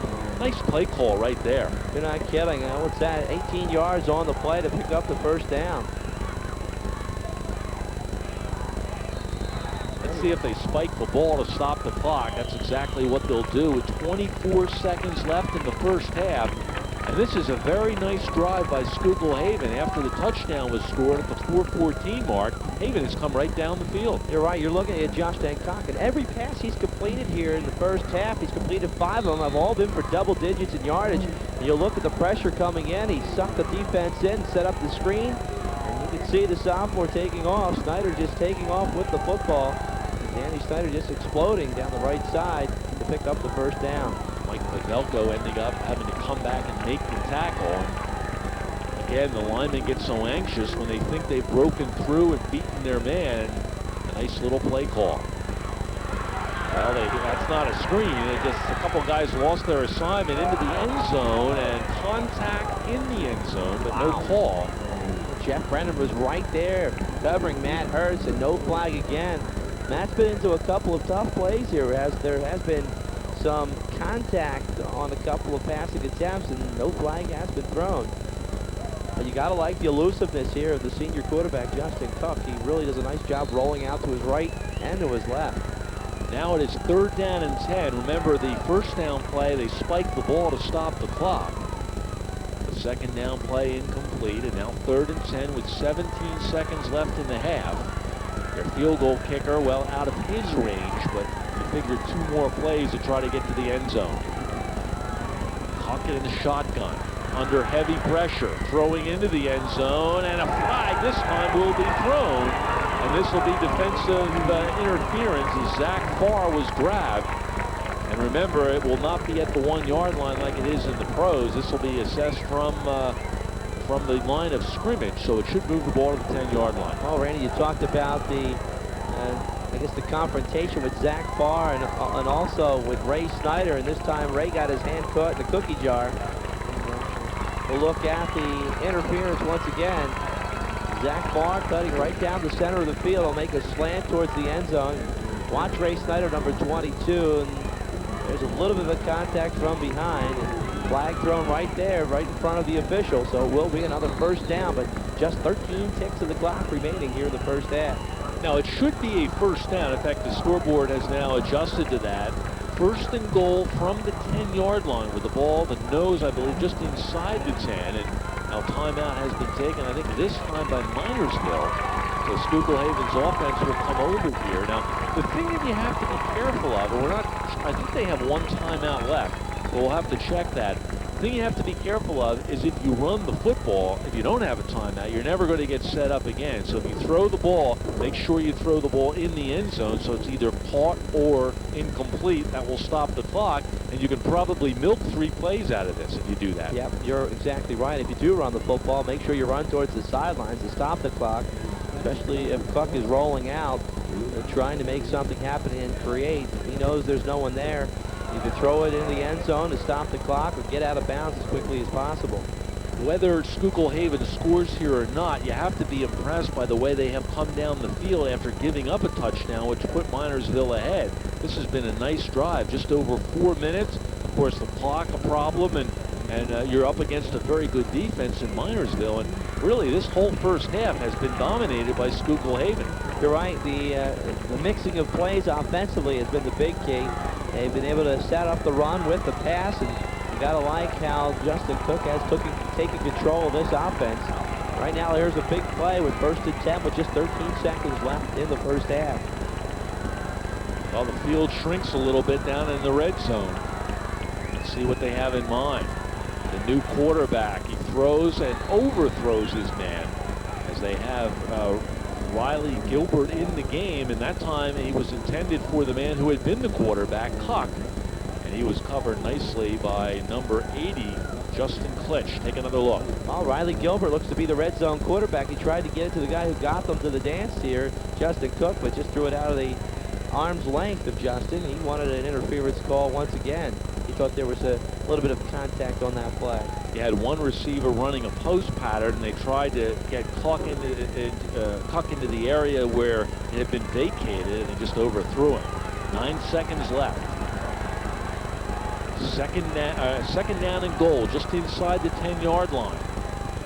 They're going to try a field goal here, and the kick has plenty of leg on it, and it is no good. Missed by Josh Stock. Stock had plenty of leg on the ball. He just got it wide left. So they tried a field goal of 27 yards. Had enough, plenty of leg, but you'll see just to the left of the post. Yeah, from our angle, I thought it made it through the uprights. It really fooled me, but you could see a little bit of disgust right there from Josh Stock after missing that field goal attempt. And it's funny because in the 90s, it always seemed it was Minersville at the end of a game was missing a field goal to win, or Schuylkill Haven was making a field goal to win, and this time it goes against the home team, Schuylkill Haven. Minersville is just going to run the clock out. 4 seconds left. They'll take a knee, and the teams will go off for halftime. A very good first half, as it is Minersville, despite being outplayed by a lot yardage-wise, they have the lead at halftime. Minersville 7, Schuylkill Haven 6. We'll take a break, and we'll come back for our halftime analysis right after this.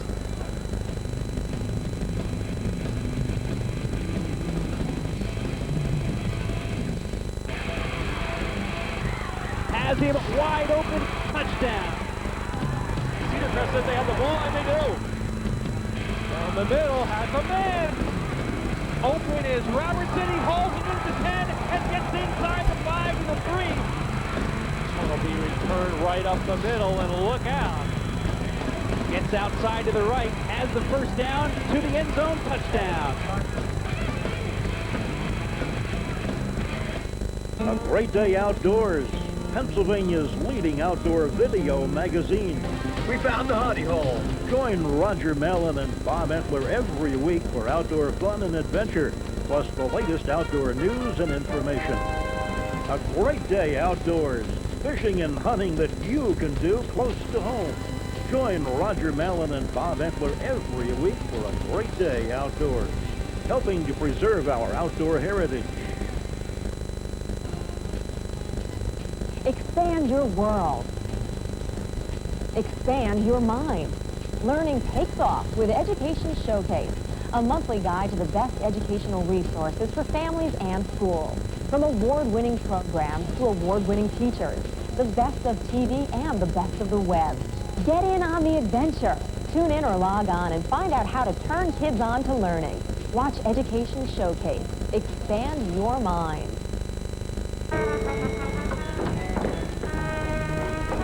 There's a stork here.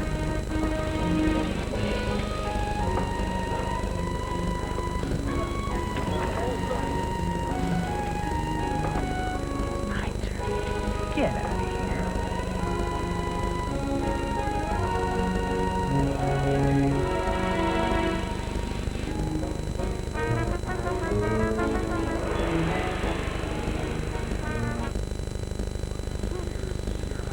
Halftime here at Rotary Field, and the home team down a point. Minersville 7, Schuylkill Haven 6. It's been a first half where Schuylkill Haven has been able to move the ball freely against the Minersville defense. They have dominated yardage-wise, but yet Minersville, with the extra point added, has the lead. Yeah, it's funny you say it was a battle in the trenches. Both teams, their offensive lines really came alive, especially in the second quarter. For Schuylkill Haven, hats off to Al Carroll, Mike Moyer, and Ryan Murphy, and TJ Boyer doing a nice job up front. It gives some protection to Justin Cuck and also Riley Gilbert. On the other end of the football, I'll tell you, you look at this Minersville club with that offensive drive, and you got to give Ed Simonitis a lot of credit because he really catapulted with a big 20-yard gain and a couple of nifty moves that really got his ball club right into this game and giving them a 1-point lead as the offensive line came alive for Minersville on that drive. But yes, it seemed to be all Schuylkill Haven here in the first half, yet they trail by a point. Well, Minersville letting Schuylkill Haven drive down the field. A nice mix of pass and run coming down. They were able to score a touchdown with 4:26 left in the first quarter. Josh Stock went over from close in. And in the second quarter, Minersville's only offensive drive of the game, Ed Simonitis carried the ball, as we mentioned, 40 yards. The last 40 yards and 3 carries, 2 yards away for a score. And the big extra point by Justin Klitsch, the difference in the ball game, 7-6. Well, as we go to break, let's go down to the field and give a listen to the Minersville Area High School Marching Band.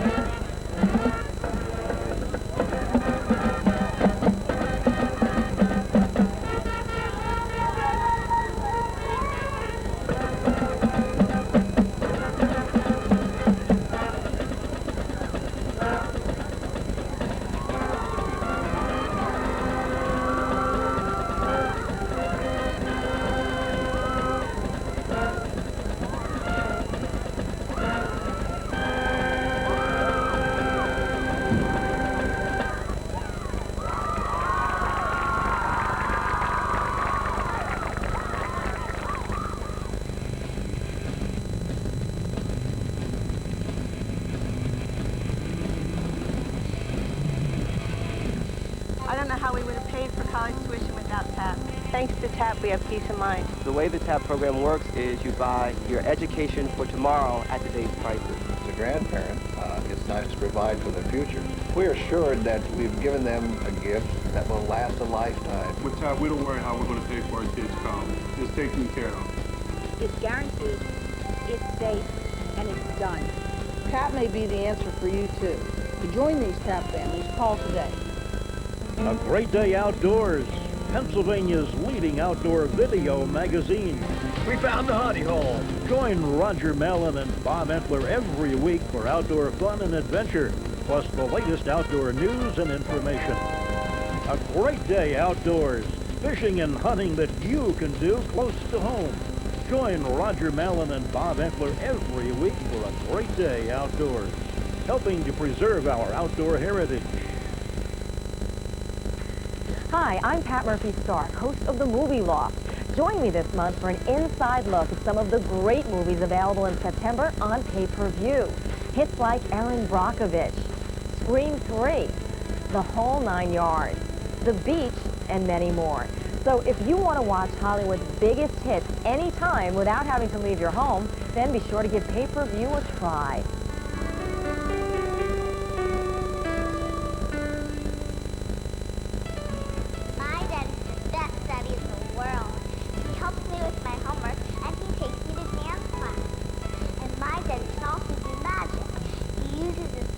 Box to get cable television without paying. And Daddy says it isn't really stealing, because it's magic. Stealing cable isn't magic, it's a crime. Punishable by a fine and up to 6 months in jail. My daddy's a policeman. He puts bad people in jail. Just about ready for the start of the second half here at Schuylkill Haven, Rotary Field. The home team Hurricanes trailing by a point.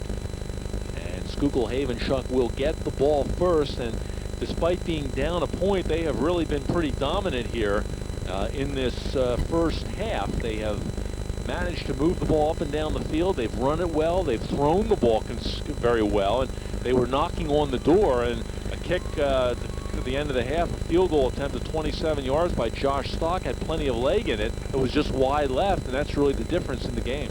You're right, and if it battle comes down to ball control, you got to give the edge to Schuylkill Haven right now because they've done just that.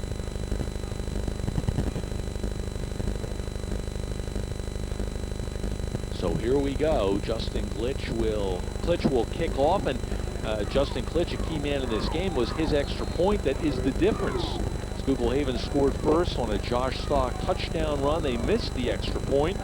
And then it was Simonitis coming back for the Miners, a 2-yard run. Klitsch added the extra point. That's where we stand.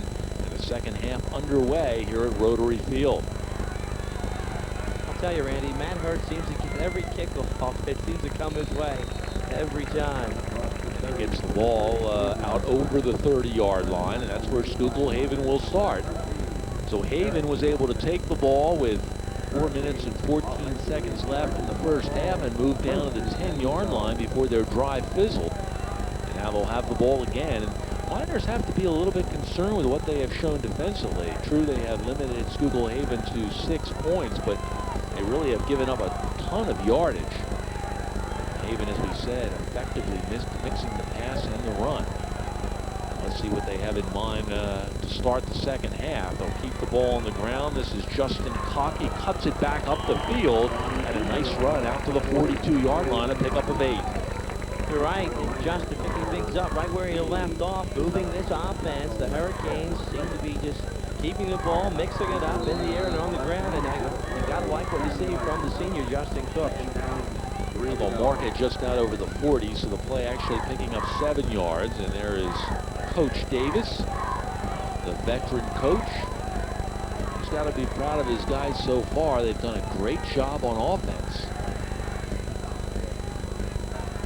They hand the ball off. Josh Stock, the ball carrier. Penalty flag in the backfield. So we'll check the flag, and apparently an illegal shift is the preliminary call by the official. So this will cost them 5 yards.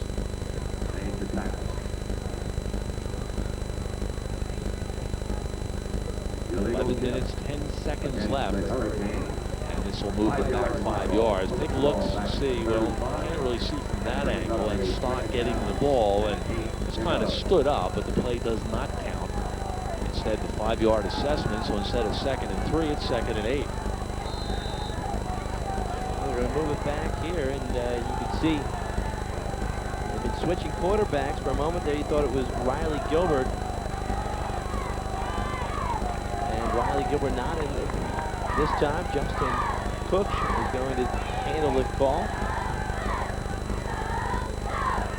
Cook wants to throw. They've reused this play all day. Again, open was Zach Farr, and the ball was just thrown a little too far that time. And again, the man who's being tested out there and has done a pretty good job is Ray Snyder. He's giving up about 4 inches, and yet he was able to stand his ground. That time, though, Farr had worked his way open, and the ball just overthrown by Cook. All right, Cook had hit him in stride. This was an easy TD. He had Snyder beat by a couple of strides. Actually, just not on the money.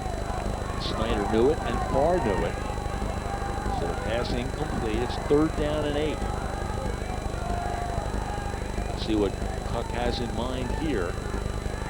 Short drop. They go that way again, down the field, and again overthrown.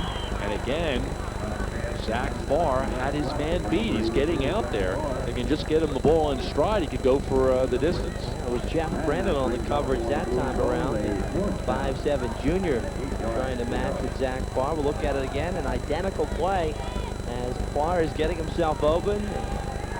Cook is just unable to make the connection. There's the pass, and we'll see just far and beyond Zach Farr. 4th down and 8, and a timeout has been called here. I think Minersville has taken a timeout, so it comes with 10:38 left in the 3rd quarter. That's a timeout you really don't want to take. It's a special team situation. You know they're going to punt, and a little confusion there by Minersville, and they have to burn a timeout. Yeah, it's happened a couple of times in the first half, and right now here in the second, trying to get the confusion squared away. Hopefully, if you're enjoying this one, we'll give you an idea when you'll be able to watch it again right here on AT&T Cable. Yes, this will also be shown Saturday, September 16th at 10 a.m. and at 6:30 p.m. Sunday the 17th at 1 p.m. in the afternoon. You can catch this also on Tuesday, September 19th at night at 6:30. And also Thursday the 21st at 7 p.m. and Friday at 2 p.m. So there's plenty of opportunities to get a good look at this ball game. Don't cut school on Friday to watch it. That's what VCRs are for, right? 10:38 left. They will shift out of this formation into punt formation. At least that's the way they usually do business. Cook will go back. And waiting back is Ed Simonitis, standing at his 25-yard line.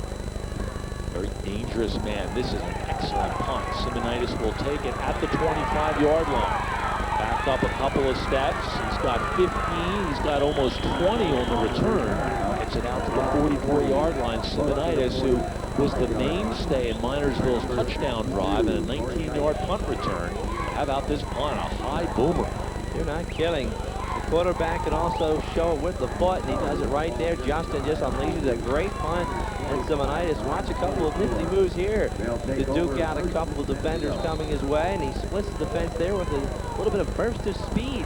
Ground coverage, and he was tied up and brought down. And after that, picking up 20 on the return. Miners with the football. Simonitis is able to knife his way over the 45-yard line out to the 47 to pick up a 3. And again, he's an elusive guy. You saw it on the punt return, able to change direction and make some tacklers miss. Take another look. Watch this again. That's the big key. Simonitis knows how to make defenders miss. Very elusive. He knows how to stop and start. He's got a quick jump and stumbles forward to pick up a couple on the play. I'll tell you, the senior backfield has been so solid. 2nd down and 8. They keep the ball straight ahead. And this is Pavelko with the football as he takes it forward. Pavelko, who did most of the early carrying. Well, they've been mixing it up here and there, and we'll get a look at it again. Mike Pavelko, the senior leadership there, right up the middle. He covers it up with both hands, just barrels forward. You gotta like the effort there. Pick up 6 on the play. 7-6 the score. The Miners out in front, and not that time on 3rd down and short. Minersville comes, or Schuylkill Haven comes up huge as they tried to get the ball to Simonitis, and he got hammered in the backfield. Oh, you're not kidding. There was no room to operate for Ed. Easy Ed gets his hit. Whoa. Boy, oh boy, he gets hit hard. A couple of Nick Bolt's number 88, the man who first grabbed him, and Minersville will have to punt the ball away again. So good job done on defense. Now here is Farr, and he's trying to reverse his field, and finally he's going to get dragged down by Mike Pavelko, who's been all over the field for the battling Miners. You gotta like the coverage. You're right. Zach Farr tried to change direction. Ed Simonitis was right there to track him down from behind. So with 8:37 left to play in the 3rd quarter, let's take one more look at the punt coverage here by the Miners. Well, there's Zach Farr. He has to go back onto here, and for a moment there, he looks out the left side. He tries to change direction. And watch Simonitis. Watch the hustle from behind. Ed, nice job staying with Zach Farr to pull him down from behind. It was Simonitis with the play. So now, 1st and 10. The ball at the 10-yard line, so Schuylkill Haven pinned down deep in their own territory. They keep it on the ground, and losing the football, the Miners are going to end up with it. A big turnover at the 38-yard line. There was a play that busted wide open up the middle. We'll take another look. You're right, and you'll see right up the middle, and look at the hole inside is Danny Snyder, and just loses the hand as you see Brennan pulling him from behind. Jeff Brennan got him behind to lose the grip of the football, and he turns it over, and it's the first turnover of the ball game. It's here in the 2nd half.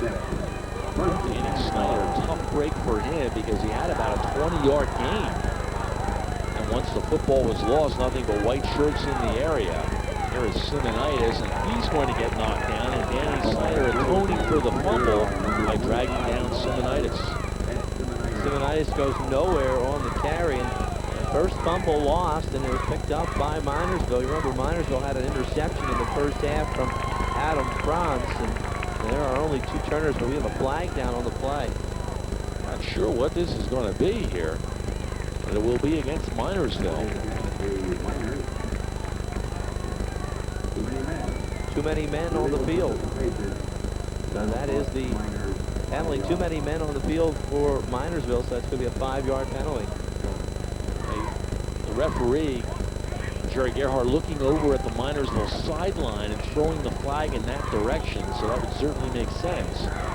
12 men on the field, and Coach Davis realizing that his club has outplayed Minersville so far, and yet they trail 7-6 on the scoreboard. They'll spread things out. They'll work out of the I formation. Simonitis, the I back, gets the football, crashes forward, and gets down to the 36-yard line. Nice pickup there because it looked as if he might have been stopped. You're right. Simonitis kept those legs churned. He's hit initially at the line of scrimmage. There it is, but he keeps moving. He loves that spin move, and he picks up a couple of extra yards to get right back to the original line of scrimmage. Tackle made that time by Matt Hertz. 7.5 minutes left, 3rd quarter. The Miners on the move, trying to take advantage of a fumble recovery. This drive started at the 38-yard line. Down the middle, wide open, and this one is going to go into the corner of the end zone. A touchdown! Touchdown for Matt Molesky, who caught the pass from Franz. He was wide open, and they made a nifty move to run away from 2 Schuylkill Haven defenders, and the Miners have struck it 13-6. Take another look. Oh, you can see Franz go back. He looks one way and really sucks in the defense, and right there Molesky wide open, and this guy has some jets. He takes off for the corner. This is a 36-yard touchdown play for the battling Miners. You gotta like the effort there from Matt Molesky, 6'4", 185-pounder, and he showed some speed there to get away from the elusive defense. extra point attempt, and this one a little more conventional, and it's good. So it's 7:12 left to go here in the third quarter. Minersville taking advantage of a fumble recovery, and they move it in as the play goes from the quarterback Franz to Molesky, covering 36 yards, and it's now 14-6 the Miners. Yeah, very pretty play. Molesky, you got to like the way he picked up the football and took off with it to run from the defenders and really turned on the Jets. And Franz, they really had the defense fighting over to the left side of the field, and doing that, Matt was wide open, and Franz hit him wide open. He just turned and ran towards the end zone. A very easy play, and it really fooled the defense. So at this point, the Miners have been able to strike quickly in the first half, second quarter actually. It was Simonitis who ran 40 yards over 3 plays, scoring from in close, and that was really the only good drive the Miners had in the first half. And the pass play after the fumble recovery. Now the Miners with some coverage down deep, and a real tough field position problem now for Schuylkill Haven, as that kickoff was bobbled, and Schuylkill Haven will be have their backs up against the wall right here. Now you can see right here Zach Barr going back for this one. It was actually kicked over his head, so he has to backtrack to come up with it, and he loses the handle, and it gives the defense some time to get down on him, and really there's no room to operate for Barr. And he tries to make a move, and the defense is right there on top of him, so good coverage on the kickoff. And right now you can see the momentum starting to shift in favor of the Minersville Ball Club after that turnover, and they're able to capitalize and put 7 on the board to give the fighting Miners a 8-point lead here in the third quarter. Now the ball just inside the 20-yard line, and now the Miners defense beginning to assert itself. No gain there, as thrown back was Danny Snyder. You're right, the Miners really turning it up, and Pavlik right there on the play again, and see Justin Cook with the straight ahead handoff. Oh, look at Pavelka, what a hit. They're not kidding. Nowhere to move and no room to operate for the big guy. As Josh Stock really stood up at the line of scrimmage. Pavelka stood him up, and Simonitis finished him off, and they've done it on offense, and they've also done it on defense here today. Well, I'll tell you what, Pavelka with some great hits in this football game. Oh, yes. Offensively and defensively. He made the defense punish with a couple of his carries, and then when he's on the defensive end, he's had some solid hits. Mike Pavelka and Ed Simonitis, that tag team tandem in the backfield for this Minersville Ball Club has really paid some big dividends tonight. The ball club now has an 8-point lead here in the third quarter. Timeout is called here with 6:39 left third quarter, and an injured Schuylkill Haven Hurricane. We'll take a look at the replay, and again, watch the leverage here that Pavelka will get on this hit, as he is in the backfield even before the ball gets handed off, and woo, just stands up the ball carrier, and actually coming to finish off the play is number 28, that is Scott Bedford. We had inaccurately called out the wrong number, but Bedford wrapping him up low and then getting some help, and that's the way to play defense. The inside linebacker Pavelka with a great shot. Looking at it again, so that looked like Danny Snyder going down, and that could be the case right there. As the sophomore giving a little bit of encouragement right now. It looks like he's going to make a move to get up. See his face, see some pain there. Third quarter score. And he's going to walk off and not able to put any pressure on that left leg. Not a good sign, but Danny Snyder, just a sophomore, and has been a big contributor to Schuylkill Haven, not only in the first 2 games, but here tonight. Oh, a very talented sophomore class here at Schuylkill Haven. One of the big accolades of this sophomore class. A lot of sophomores on the roster. You can talk about the Schuylkill Haven team. Such a tough schedule. You know, you look at some of the teams that they're playing, and it might pay dividends down the line for these youngsters, because they'll be well-oiled machine by the time they get to their senior year. There's no doubt about that. Second down at 12. That first down play lost a couple of yards. Let's see, Schuylkill Haven can reassert themselves offensively. They keep the ball on the ground, and not a whole lot of yardage right there. Maybe back to the original line of scrimmage. The ball carrier that time was number 32, Mike Fegley. Fegley might have picked up a yard on the play. So it'll be 3rd down now, and they'll call it 11. As the clock moving, 6:15 left in the 3rd quarter, so midway through the 3rd quarter. And now Schuylkill Haven down a touchdown and a 2-point conversion. There's Danny Snyder being attended to right now. Hopefully he'll be A-OK. A sophomore contributing in this ball game. Big 3rd and 11 play. They'll try to pick it up in the air, and they throw over the middle, but that's not going to be anywhere close. And again, Adam Franz with a big hit. That time the guy who caught the ball, Matt Hertz, and he caught it from quarterback Riley Gilbert, who was inserted in the game. He picked up maybe 6 on the play. You're right, Riley Gilbert mixing it up with Justin Cook. And right now, there's somewhat of confusion. There's the play. You see the big hit from Adam Franz. There's Adam doing it on both ends of the ball also, offensively and defensively. 4th down and 4, so the last play picked up 7. Schuylkill Haven will have to punt. And again, out of that formation, Justin Cook will drop back. We used to see that formation a lot in football in the 40s and 50s, much more so than today. And here's Simonitis. He's dangerous from his 43-yard line. He's going to get it back 6 yards before being thrown back. And again, Minersville with good field position. Chuck, Minersville in the first half, they had that philosophy, bend but don't break. They did give up a touchdown, but the defense looks like it's asserting itself much more aggressive here in the second half. You're right. I think the big turnover, that was a big key. What a lift for this ball club. You can see another booming punt again by Justin Cook. I tell you, he has really got some great hang time with his punts tonight, but the effervescent Ed Simonitis seems to put on a show every time he touches the football. Very exciting ball player for this Minersville club. Simonitis, this time they fake it to him. They go on a reverse with Jeff Brennan, and Brennan's got a lot of yardage and down near a 1st down. Got it to the 42-yard line, a pickup of what looks to be 10 yards. We'll have to see where they spot the football. A little razzle-dazzle was the case for Jeff Brennan. Turned the corner and just took off. Can't remember a game where we have had more measurements.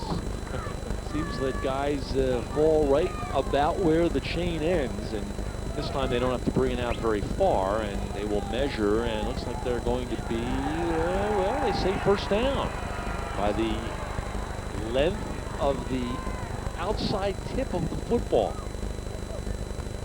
So razzle-dazzle play. Jeff Brennan just turning the corner and picking up 10 and moving the chains for the Batlin Miners. I tell you, you're right. Right now you can see the momentum really shifting for Minersville. They're now taking control. This team likes to keep the ball on the ground, and when you do that, you eat up a lot of clock. Running out of a pro formation that time, and Simonitis takes the ball down, or this time it's Pavelko with the ball down to the 40-yard line. They split out a receiver to each end, Jeff Brennan to the right side, and sometimes Pavelko and Simonitis will line up in the I formation. That time split backs, and there is Pavelko with the football, and going to get a couple of yards. Finishing in on the tackle that time was number 55, Mike Moyer.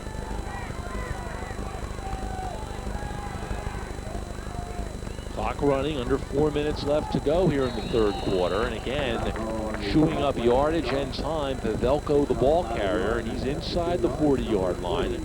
Got a couple, it'll set up 3rd down and 7. Right, that's exactly the key right now. With an 8-point lead, they want to chew up as much time as possible and take advantage of their ground game. It's been solid thus far with the tandem of Mike Pavelko and Ed Simonitis. They have done a terrific job here for Coach Rick Jones and the Miners. And an injury, and that would be a costly one. Mike Pavelko down on the field, and this looks like if there is such a thing as a typical cramp. This is what they'll normally do, and Pavelko going to be okay. He'll probably come out for a play. But Pavelko has been huge on defense from his inside linebacker spot. He's also done a nice job running the football, especially early in the game. And he's also done a very good job blocking for Simonitis. Yeah, like you can see the two of them really working tandem together. A lot of experience, two senior backs that can really wreak some havoc here in the county, and they're doing just that tonight. This Haven Ball Club, boy, I tell you, they're making some great moves in the backfield. Clock running, 3:20 left to play here in the third quarter. Franz being chased, throwing, intercepted on the near sideline. Down the sideline goes number 32, Mike Begley, and he will be knocked down. But a big break there, and there was not a white shirt in the area. Chuck Begley picked the ball off, and the ball looked like it was thrown right to him, and he's able to return it down into Minersville territory, and we'll see where they spot it right around the 37-yard line. A big turnover there, and that gives the Hurricanes new life.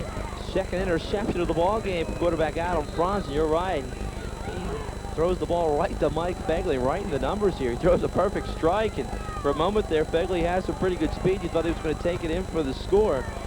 Mike Begley, a 5'6" sophomore, coming up with a big defensive play for the Hurricanes. Franz came over there to hit him, and sliding along the ground and getting over the 35-yard line that time.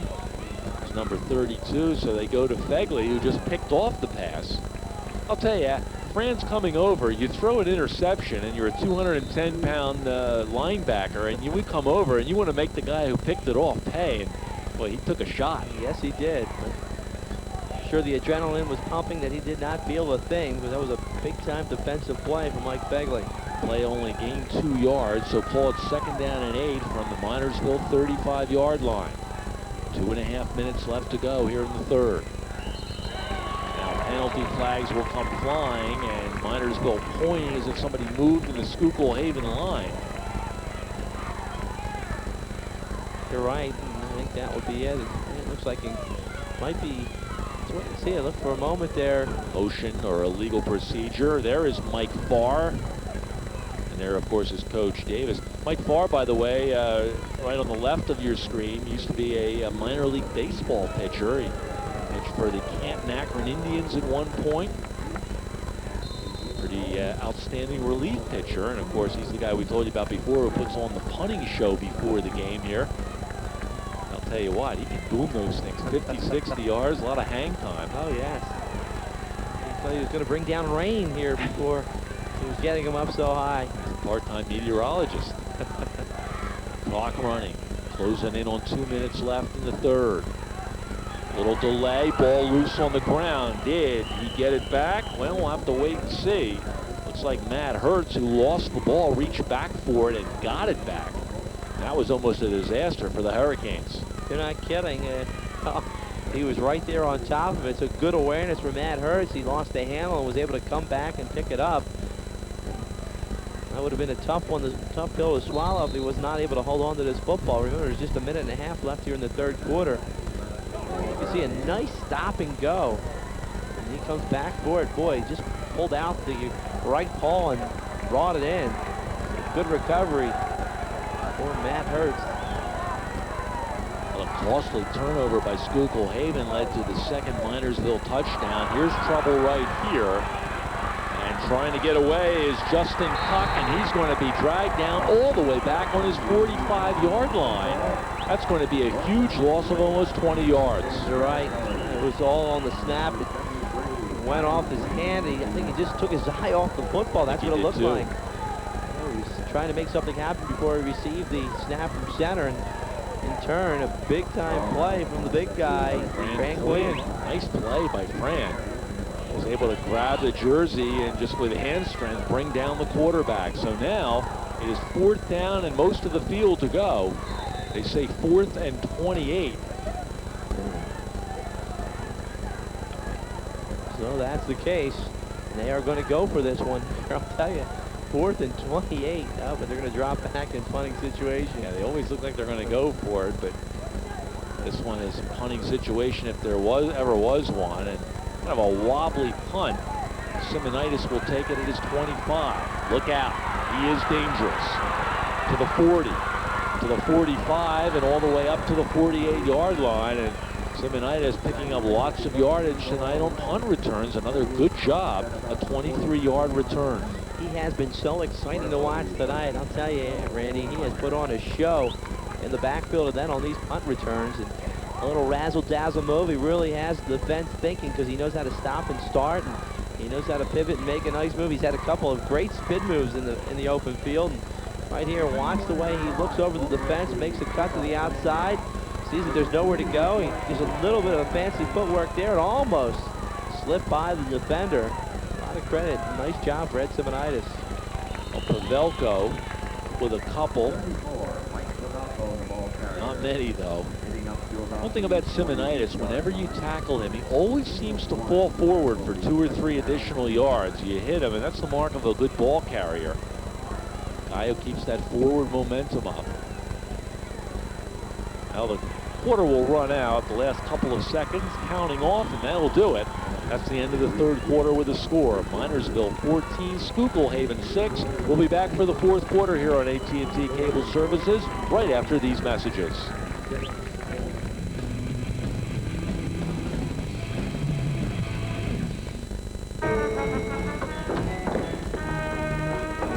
There's a stork here.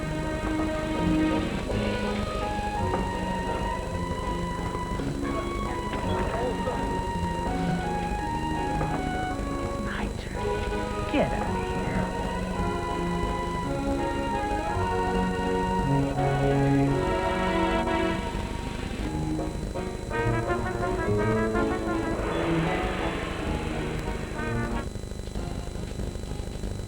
Expand your world. Expand your mind.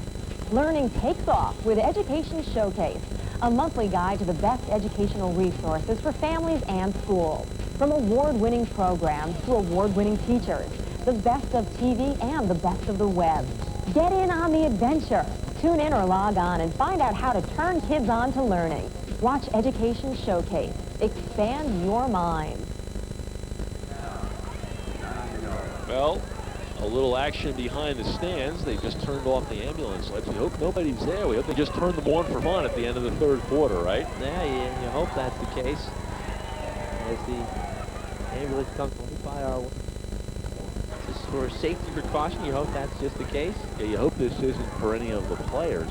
There's a distinct possibility as well. This time Simonitis gets knocked down in the backfield, and he's going to lose 3 yards on the play. And you know, we don't want to choke him because we think that Danny Snyder is going to probably end up going to the hospital here.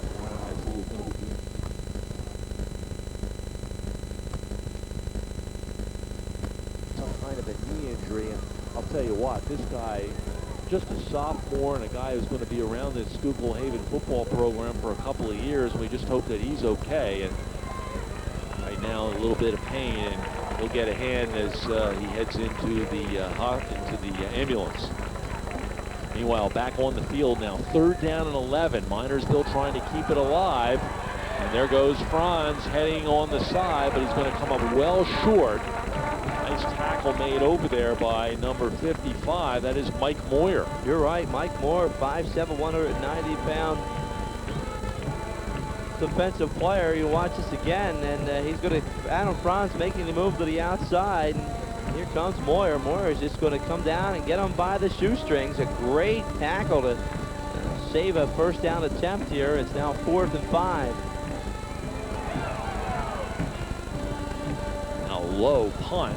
This one's going to roll, and it will be down around the 20-yard line. So again, Schuylkill Haven will not have good field position here at the start of the fourth quarter. 10:33 left to play in regulation. Down a touchdown and a 2-point conversion are the Hurricanes. You're right. Now the clock is working against the Hurricanes. You're right, and that looks to be the case right there, as Snyder will be leaving the field. Seems the case. Danny Snyder had a couple of big plays tonight. Rushed for 10 yards and had a nice 18-yard reception. That will be it for him this evening. Hopefully he'll be A-okay, and hopefully just precautionary measures to make sure he is being checked out. Well, this is a timeout that the Hurricanes wish they had not taken. A little bit of confusion as they start their offensive set. And as a result, here comes Coach John Davis out to discuss things. And Chuck, one of the plays that they have tried to make now, they've tried this about a half a dozen times, is to try to get the ball into the hands of Zach Farr. On a number of occasions tonight, he has had his defender beaten, and they've had the ball out there, but just too long to get it to him. They can hook up with him. That's a play that can break the field down completely. That's it. Zach Farr has been able to break down man-to-man coverage, but they've just been able to lead him a little bit too far. They can't get the connection to work, and if they do, it's a big score for the Hurricanes. And you can see they've gone to it a couple of times, and Farr's been able to beat the defender a couple of times, just out of the reach of Zach Farr. And now it looks as though that Riley Gilbert will be inserted as the quarterback here on this series. We're right now, what, 10:33 left here in the ball game. Gilbert, number 18. And of course, when you do that, you can often put Justin Cuck in some interesting spots. In the backfield, he can come out of the backfield and catch a pass. Let's see what they have in mind. They keep the ball on the ground, and a nice quick hitter that time. Josh Stock hasn't carried the ball much. Early in the first quarter, he was the guy who did the bulk of the ball carrying. We haven't called his number very much since then. You're right. You look at it again, Gilbert just hands it right off, and he got tripped up, or he could have picked up a few more. Josh Stock was right there. I think they were going more for the air here, being behind, trying to get some quick hits. And like we talked about, the combination as Cook trying to connect with Zach Farr, and they've been unable to connect for the big touchdown because Farr has been doing a great job beating his defender. Stock got 7 yards, 2nd down and 3 now. The pass out, it's intercepted. Picked off that time by Matt Molesky, and Molesky trying to take it back all the way, and he will be thrown out of bounds, but not before he gets to the 5-yard line. And Molesky, who had a touchdown reception that made it 14-6, has an interception here, and this puts Minersville right on the doorstep again. And here's one of the players of the game so far, Matt Molesky. He's handled the ball twice in the game. Both have been significant. You're right. We'll look at it again as going back this time around, keeping the ball is Riley Gilbert. Leads the ball out, but you'll see Molesky come through and step in front, so the free safety steps up and does a nice job, and he almost brings this in to Painter, coming right your way. Molesky, we talked about his 36-yard touchdown. He almost had one for an interception return. Josh Stock saved the touchdown, at least momentarily, and not getting into the end zone that time was Adam Franz. He gets it close, though. So the ball down to right around the 1-yard line. A little difficult to see where the goal line starts here at Rotary Field, but certainly the Miners, who have not won on this field since 1988, have discovered where it starts twice so far, and they're looking for their 3rd score. You're right, and turnovers have been the big factor, the interception and also the fumble recovery. And right now, if they're able to convert, 2 turnovers are going to count in 2 scores for the Miners. 9 minutes to go in the game, and Franz keeps it. He's in. Is he? No signal from the referees yet. Minersville is signaling touchdown, but I don't think he got there. It's going to be close. Very close. Franz taking the ball that time, putting it into the belly of Pavelko, and then I think taking it back. And Franz a great big guy himself at 210 pounds.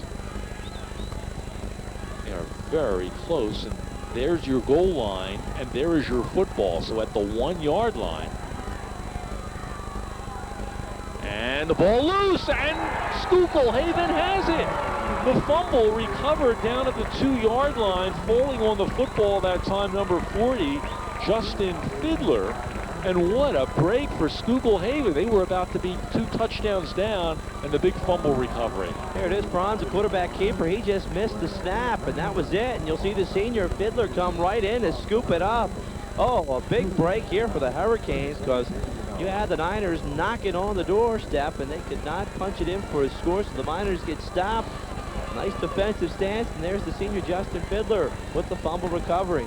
That could be crucial in this game, and now they need a little bit of operating room, and putting his head down and pushing forward is Josh Stock. Well, the good news is they come up with the fumble in the shadow of their own goalpost. The bad news is awful field position, but I guess you take the trade, right? Yeah, no doubt. You have to do that. 7-yard pickup for Josh Stock on the carry. Well, again, you keep waiting for that play to number 82, Zach Farr, who has been open, and you wonder whether they, in the fourth quarter, they might finally hook up with it. It's been there so many times. A little bit of option run here, and keeping the football is number 18, Riley Gilbert. And he gets a couple of yards. Let's see if he's got the first down. He needed 3 yards, and they have a first down. So with 7:37 left to play in regulation, on the move now are the Hurricanes. Right, good thought here by Riley Gilbert to keep it and find the yard marker to pick up the first down. He was right there on the line. And you can see John Davis trying to get his troops fired up. Young instructions here on the sidelines. You can see switching quarterbacks again. Now it's Justin Cook. He's going to handle the signals. This time Hurts the ball carrier, and he is out over the 20-yard line. This drive began around about the 5 after the fumble recovery. As Minersville had it first and goal at the 1-yard line, and a bad snap, a bad exchange resulted in a fumble recovery at the 5. And I think John Davis is into this game. Oh yeah, trying to see it. He's trying to get the troops fired up. A little strategy and a little emotion at the same time.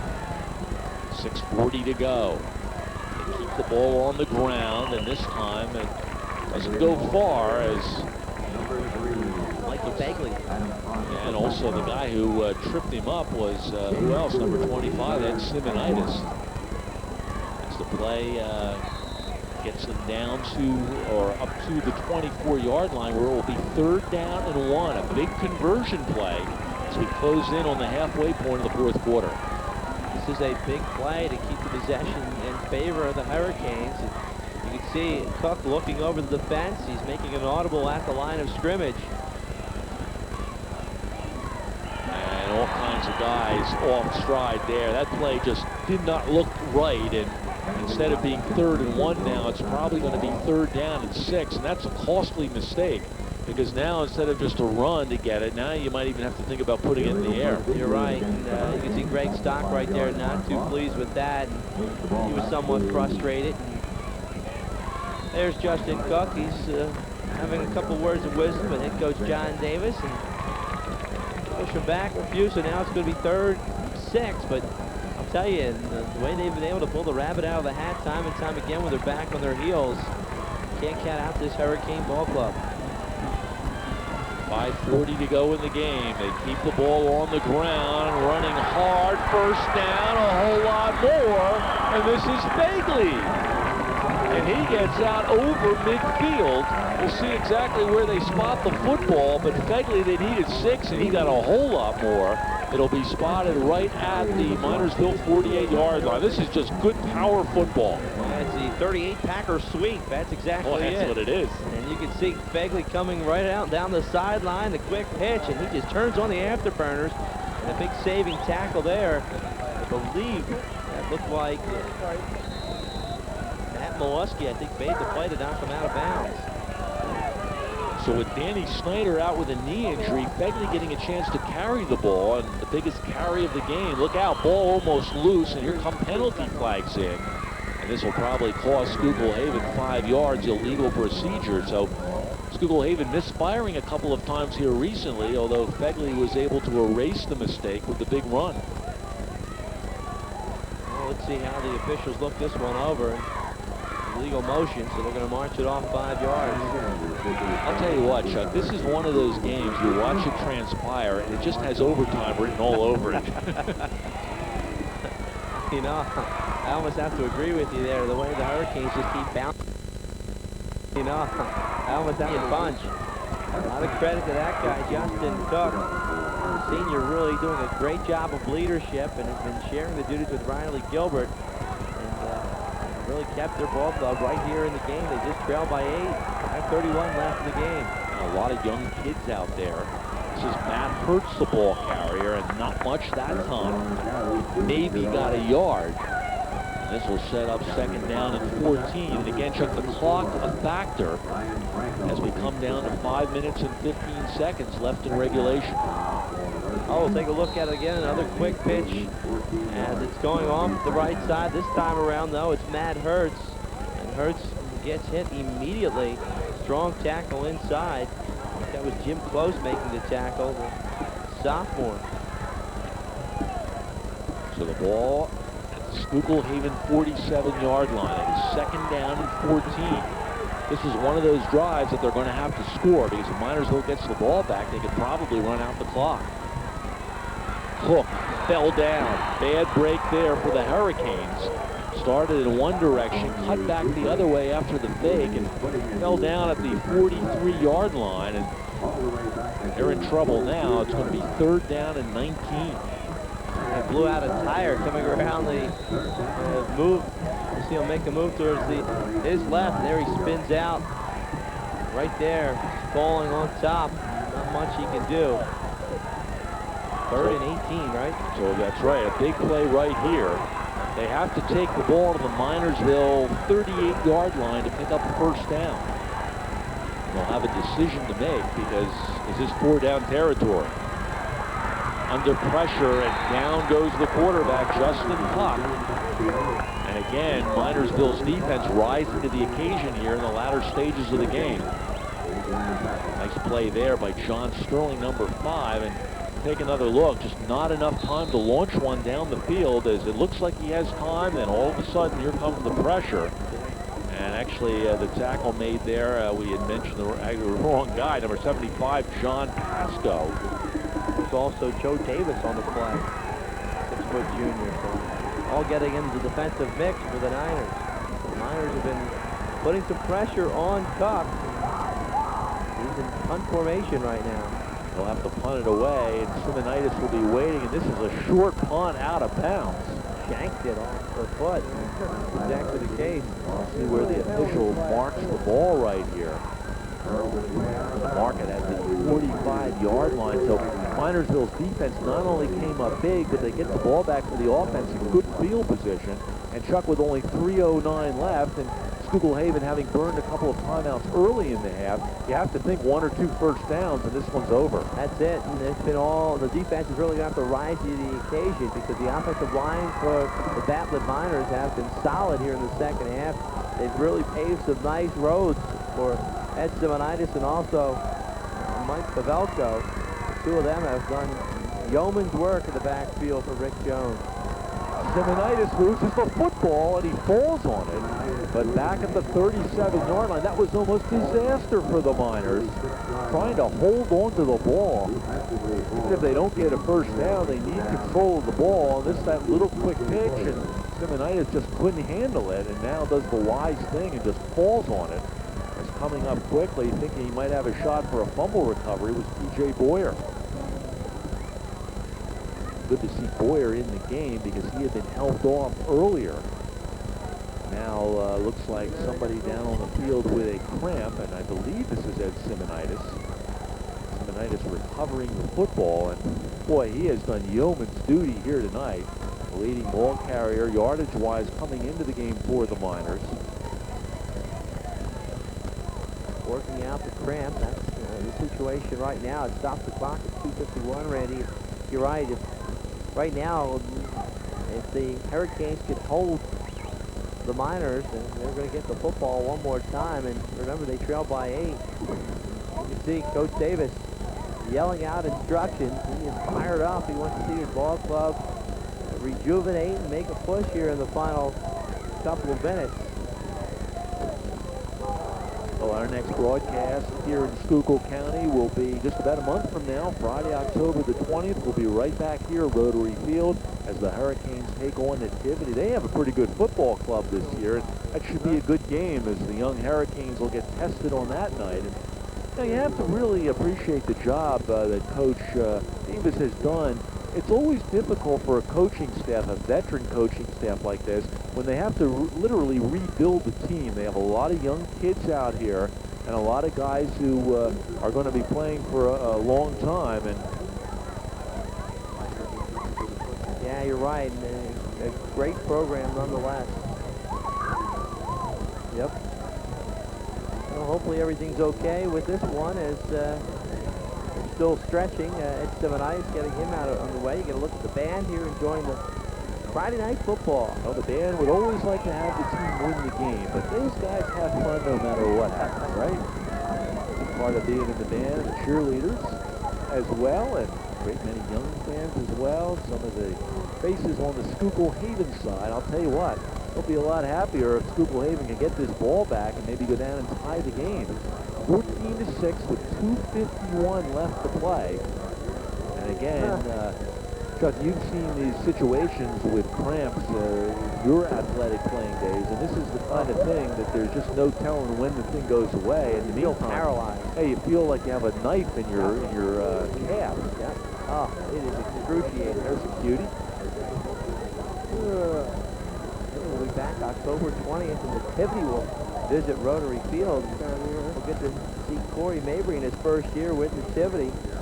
Remember a guy by the name of Joe Frankenstein from the basketball team? Well, he's one of their offensive threats. He's a running back, also a D-back. The senior is going to make some moves. Also, you'll see Jeremy Costi, another senior. Offensive, defensive lineman, the big guy really making some noise. Tucker Boyer, you guys will be in the house. Last year, coming off a 3-8 record, the Green Waves will make their presence felt here at Rotary Field. Remember, that's going to be October 20th. Right here at AT&T.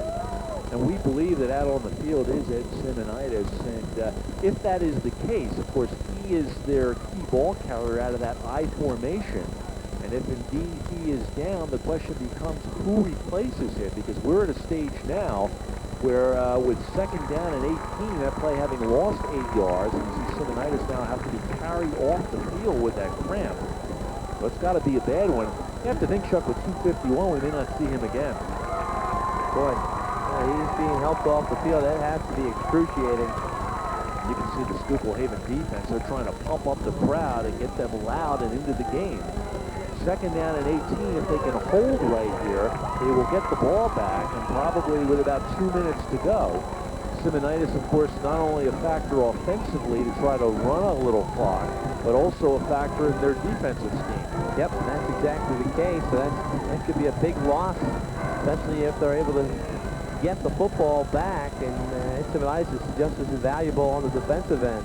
Jeff Brennan is now the I-back, and look out, here comes Pavelko.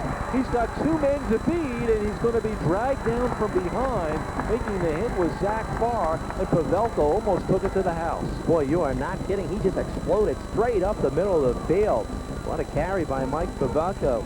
And what a big play that is. Second down and 18. They not only get a first down, but they get a huge gain. It's all the way down inside the 25-yard line, and that may have just iced the game. Oh, I think you might be right here, because Pavelko just exploded straight up the middle. Oh, got a new set of downs to work with here. See if they go with Pavelko again. Oh, almost a bad exchange as quarterback Franz just got the ball into the belly of Pavelko and gets a couple of yards, but more importantly, hangs on to the ball. Yeah, that's the most important, and hanging on to the football. Now Schuylkill Haven will take a timeout, and by our unofficial, and we stress unofficial count, they have none left. So with 1:55 left to play, and again, if Schuylkill Haven is able to stop the Miners in that situation, second and 18, they run a couple plays, get the ball back, and they have a chance. But right now, it'll be very, very difficult. And of course, one more first down, that would put it away. You're right. Highly improbable if they're able to make that move. Oh, they must be Minersville fans, because they have a big smile on their face. The ball club has an 8-point lead with just 1:55 remaining. You know, and you look at this ball game, the score does not always depict who was dominating in this game. For a moment there, it looks like Schuylkill Haven might pull this one out. And the whole first half, they seem to be pulling every stop out on the offensive end. They really mixed the run and the pass, and they were in total control. And next thing you know, a couple of bad breaks, a couple of turnovers, and it really shifted the momentum. And the Batlin Miners did just that. They battled right back and were able to cash in on 2 turnovers, and now they have a 14-6 lead. Well, you notice they've set up number 7, Brennan, in the tailback spot. They haven't given him the ball yet. He came in when Simonitis went out. They pretty much kept the ball in the hands of Mike Pavelko. This time they'll get the ball to Brennan. Trying to get to the outside, and Brennan's got a first down, and as he knocked out of bounds, he is. Well, the clock would have stopped anyway with the first down, but that's the key one because it gives them a new set of downs with 1:47 left. And I'll tell you what, this is great running by Brennan, some good speed, and look at the blocking downfield. That's it. That's the big key, Randy. He followed the block of Mike Pavelko, who cleared a path. He was able to turn the corner and pick up the first down. I'll tell you, Brennan with a couple of carries, he's picked up 20 yards and 2 carries, and they've been big carries to move the chains, and that might have been the big one to break the back of the Hurricanes. Justin Tuck had to finally come over and knock him out of bounds, but the ball down around the 10-yard line. And look out, the ball loose!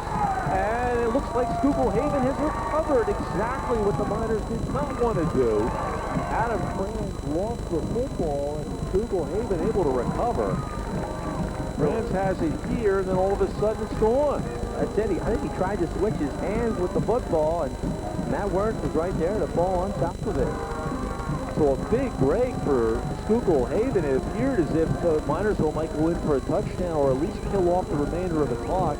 There's Ed Simonitis. They're still working on what we think is a cramp, and obviously we don't want to get in a situation where we're making medical diagnoses from across the field with non-medical degrees. Say, Matt Hurst has been everywhere tonight. That's a big-time play for this Hurricane team. There is still life in this ball club. Oh, going for the deep threat. There's a flag. Yeah, that's going to be an obvious penalty as they simply tackled number 82, Zach Farr. I'll tell you what, it's been a long night out there for Ray Snyder, who's been beaten a couple of times, and only because the ball has been overthrown as he lived to tell about it. But that time they simply tackled him. And got to feel bad for Snyder. He's given away a lot of inches in that battle out there. Yeah, but you know what? I think this is actually a good penalty to take because it looked like he was right in stride. He could have made that play, and he could have been gone. And Snyder might have saved a touchdown with that pass interference. And the thing is, the assessment comes from the line of scrimmage, so it isn't a penalty out where he caught the ball. So instead of it being out around the 40-yard line, or as Chuck said, a touchdown, which it might have been, the assessment will be marked up, and they'll place the ball still inside the 20-yard line. So that is a good play. You're right. You know, you turn a negative into a positive, and you know, right now they hold the lead, an 8-point lead, and he knows it's not going to do too much damage. So I think it's a heads-up play by Snyder. Give him a lot of credit. This time they keep everybody in with 2 receivers to the left. They set up a screen. The ball caught by Matt Hurts. He has room, and all of a sudden it closes down. Got about 5 yards on the play, but time of the essence right now. The clock running. No more timeouts for Schuylkill Haven, and under 1:20 to go. Yeah, you're right. Hurts was able to get open again. He made a couple of nifty moves, but picked up 5 on the play. Oh, it's 2nd and 5. Tuck wants to throw, but he's dragged to the turf, and a big sack there. This is almost like shark feeding time for the defensive linemen. They know Schuylkill Haven's going to be passing, and they can just tee it up. They're not getting Scott Bedford and John Pasco all jumping for joy, getting in and on top of Justin Cook. There's not much Cook to do in that situation. He's handcuffed because the floodgates were open, and they were really converging on him rather quickly. And there's the Minersville side. They're a happy bunch right now. I guess this is the final timeout now being used by Schuylkill Haven, so we had miscounted. Nothing new for you and I. 54 seconds left. 2 considerations here. You've got 2 plays to get 10 yards. You've got to keep the drive alive, but you also only have 54 seconds, so you can't afford a running play in this situation. You're right, and here's Justin Cook going back in the pocket. Cook wide open. You can see the penetration coming in from Brian Franco. Franco getting on top and also being helped out from Fran Quinn, who gets it on the mix along with Scott Bedford. So the defense really stepping up here in the second half for the Battling Miners. And there's Coach Davis giving his final words of wisdom. We just have 54 ticks of the clock remaining here in the ballgame. Well, he's got a lot to remind his kids. Obviously, they want to come up with 2 plays so they can get right to the line of scrimmage. You also want to give your line a pep talk and say, hey guys, you've got to give the quarterback a little time to throw. And the key man here is Zach Farr. He's lined up to the right side. And again, covered by Brennan this time in single coverage.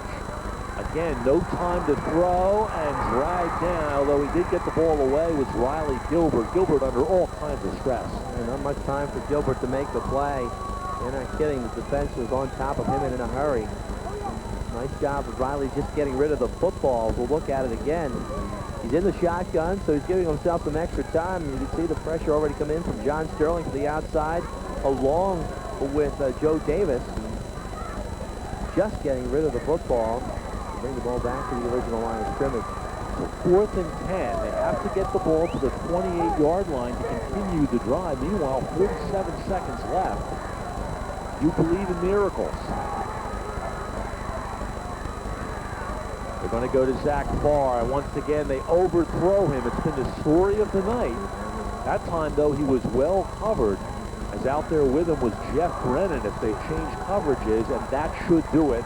Minersville is going to win this football game. 43 seconds left. They simply need to snap the ball 2 more times. You're exactly right. That should be the case.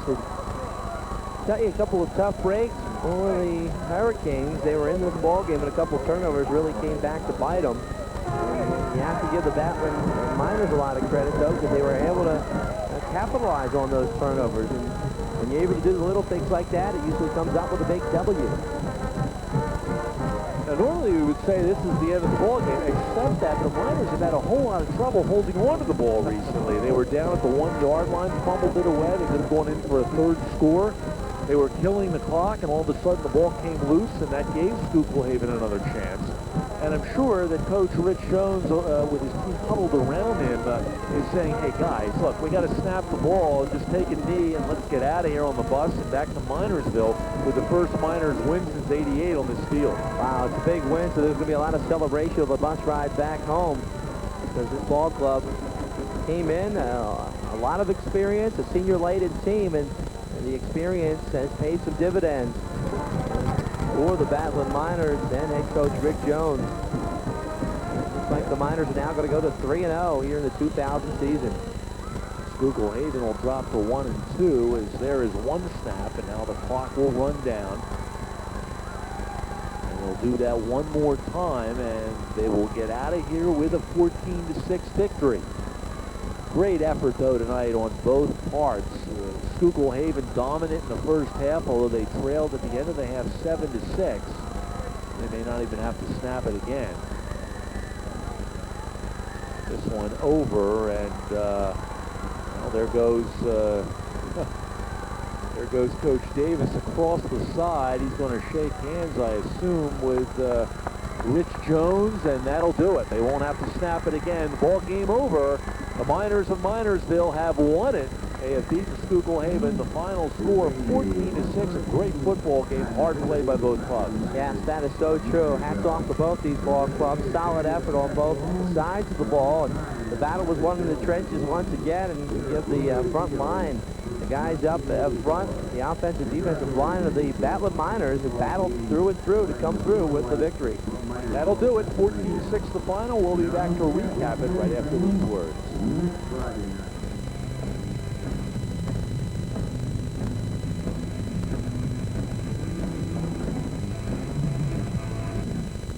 Hi, I'm Maury Hannigan, former Commissioner of the California Highway Patrol, with an important message for our nation's drivers.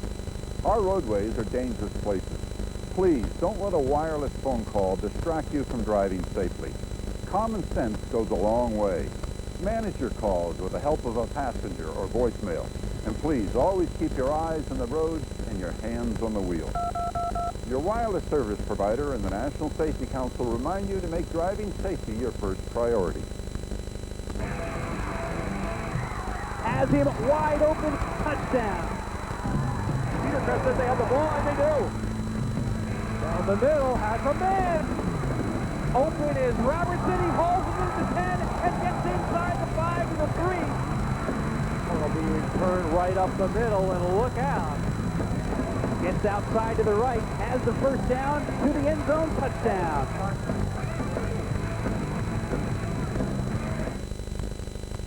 You're highly qualified, Tom, but our background check shows you've been convicted of a felony. Really? Oh, that's nothing. I got one of those black boxes, you know, for getting free pay channels, and I got caught. So you were stealing cable television? I wouldn't call it stealing. Really? What would you call it? Well, Thanks, Tom. I think that'll be all. Cable theft. It's a crime the way some people watch television. Hi, I'm Pat Murphy-Stark, host of The Movie Loft. Join me this month for an inside look at some of the great movies available in September on pay-per-view. Hits like Erin Brockovich, Scream 3, The Whole Nine Yards, The Beach, and many more. So if you want to watch Hollywood's biggest hits anytime without having to leave your home, then be sure to give pay-per-view a try.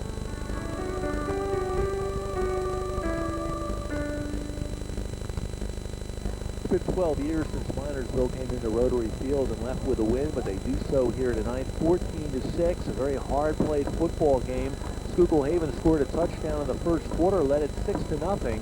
The Miners were able to come back. Ed Simonitis rushed 2 yards for a score in the second quarter, and then a 36-yard touchdown pass from Franz to Molesky. That made it 14-6. Looked like Minersville threatening. They were going to score again. They fumbled, turnovers, a lot of them in that fourth quarter, but ultimately the Miners hold on to win it 14-6. Yeah, hairy, scary fourth quarter, that's for sure. A couple of big breaks, both sides of the ball, but neither team really able to capitalize. I think the big turning point in the ballgame was the 36-yard touchdown from Matt Molesky, and that sort of took the wind out of the sails of the Hurricanes. They had a couple of shots in the fourth quarter, but unable to move the football, and that was it. I'll tell you, they played an excellent first half, but you could see the Battling Miners did that. They made their adjustments, and they came out with a solid effort in the second half. A lot had to do with the turnovers, and they were able to capitalize on both of those. Minersville improves their record to a perfect 3-0 for the season. Schuylkill Haven drops to 1-2. Both teams in action next week. And again, this ancient rivalry, this year it goes to Minersville by a score of 14-6. Well, we invite you to join us. Our next game up here in Schuylkill County will be on Friday, October the 20th, as Nativity will come to town, and they'll take on the young Hurricanes of Schuylkill Haven.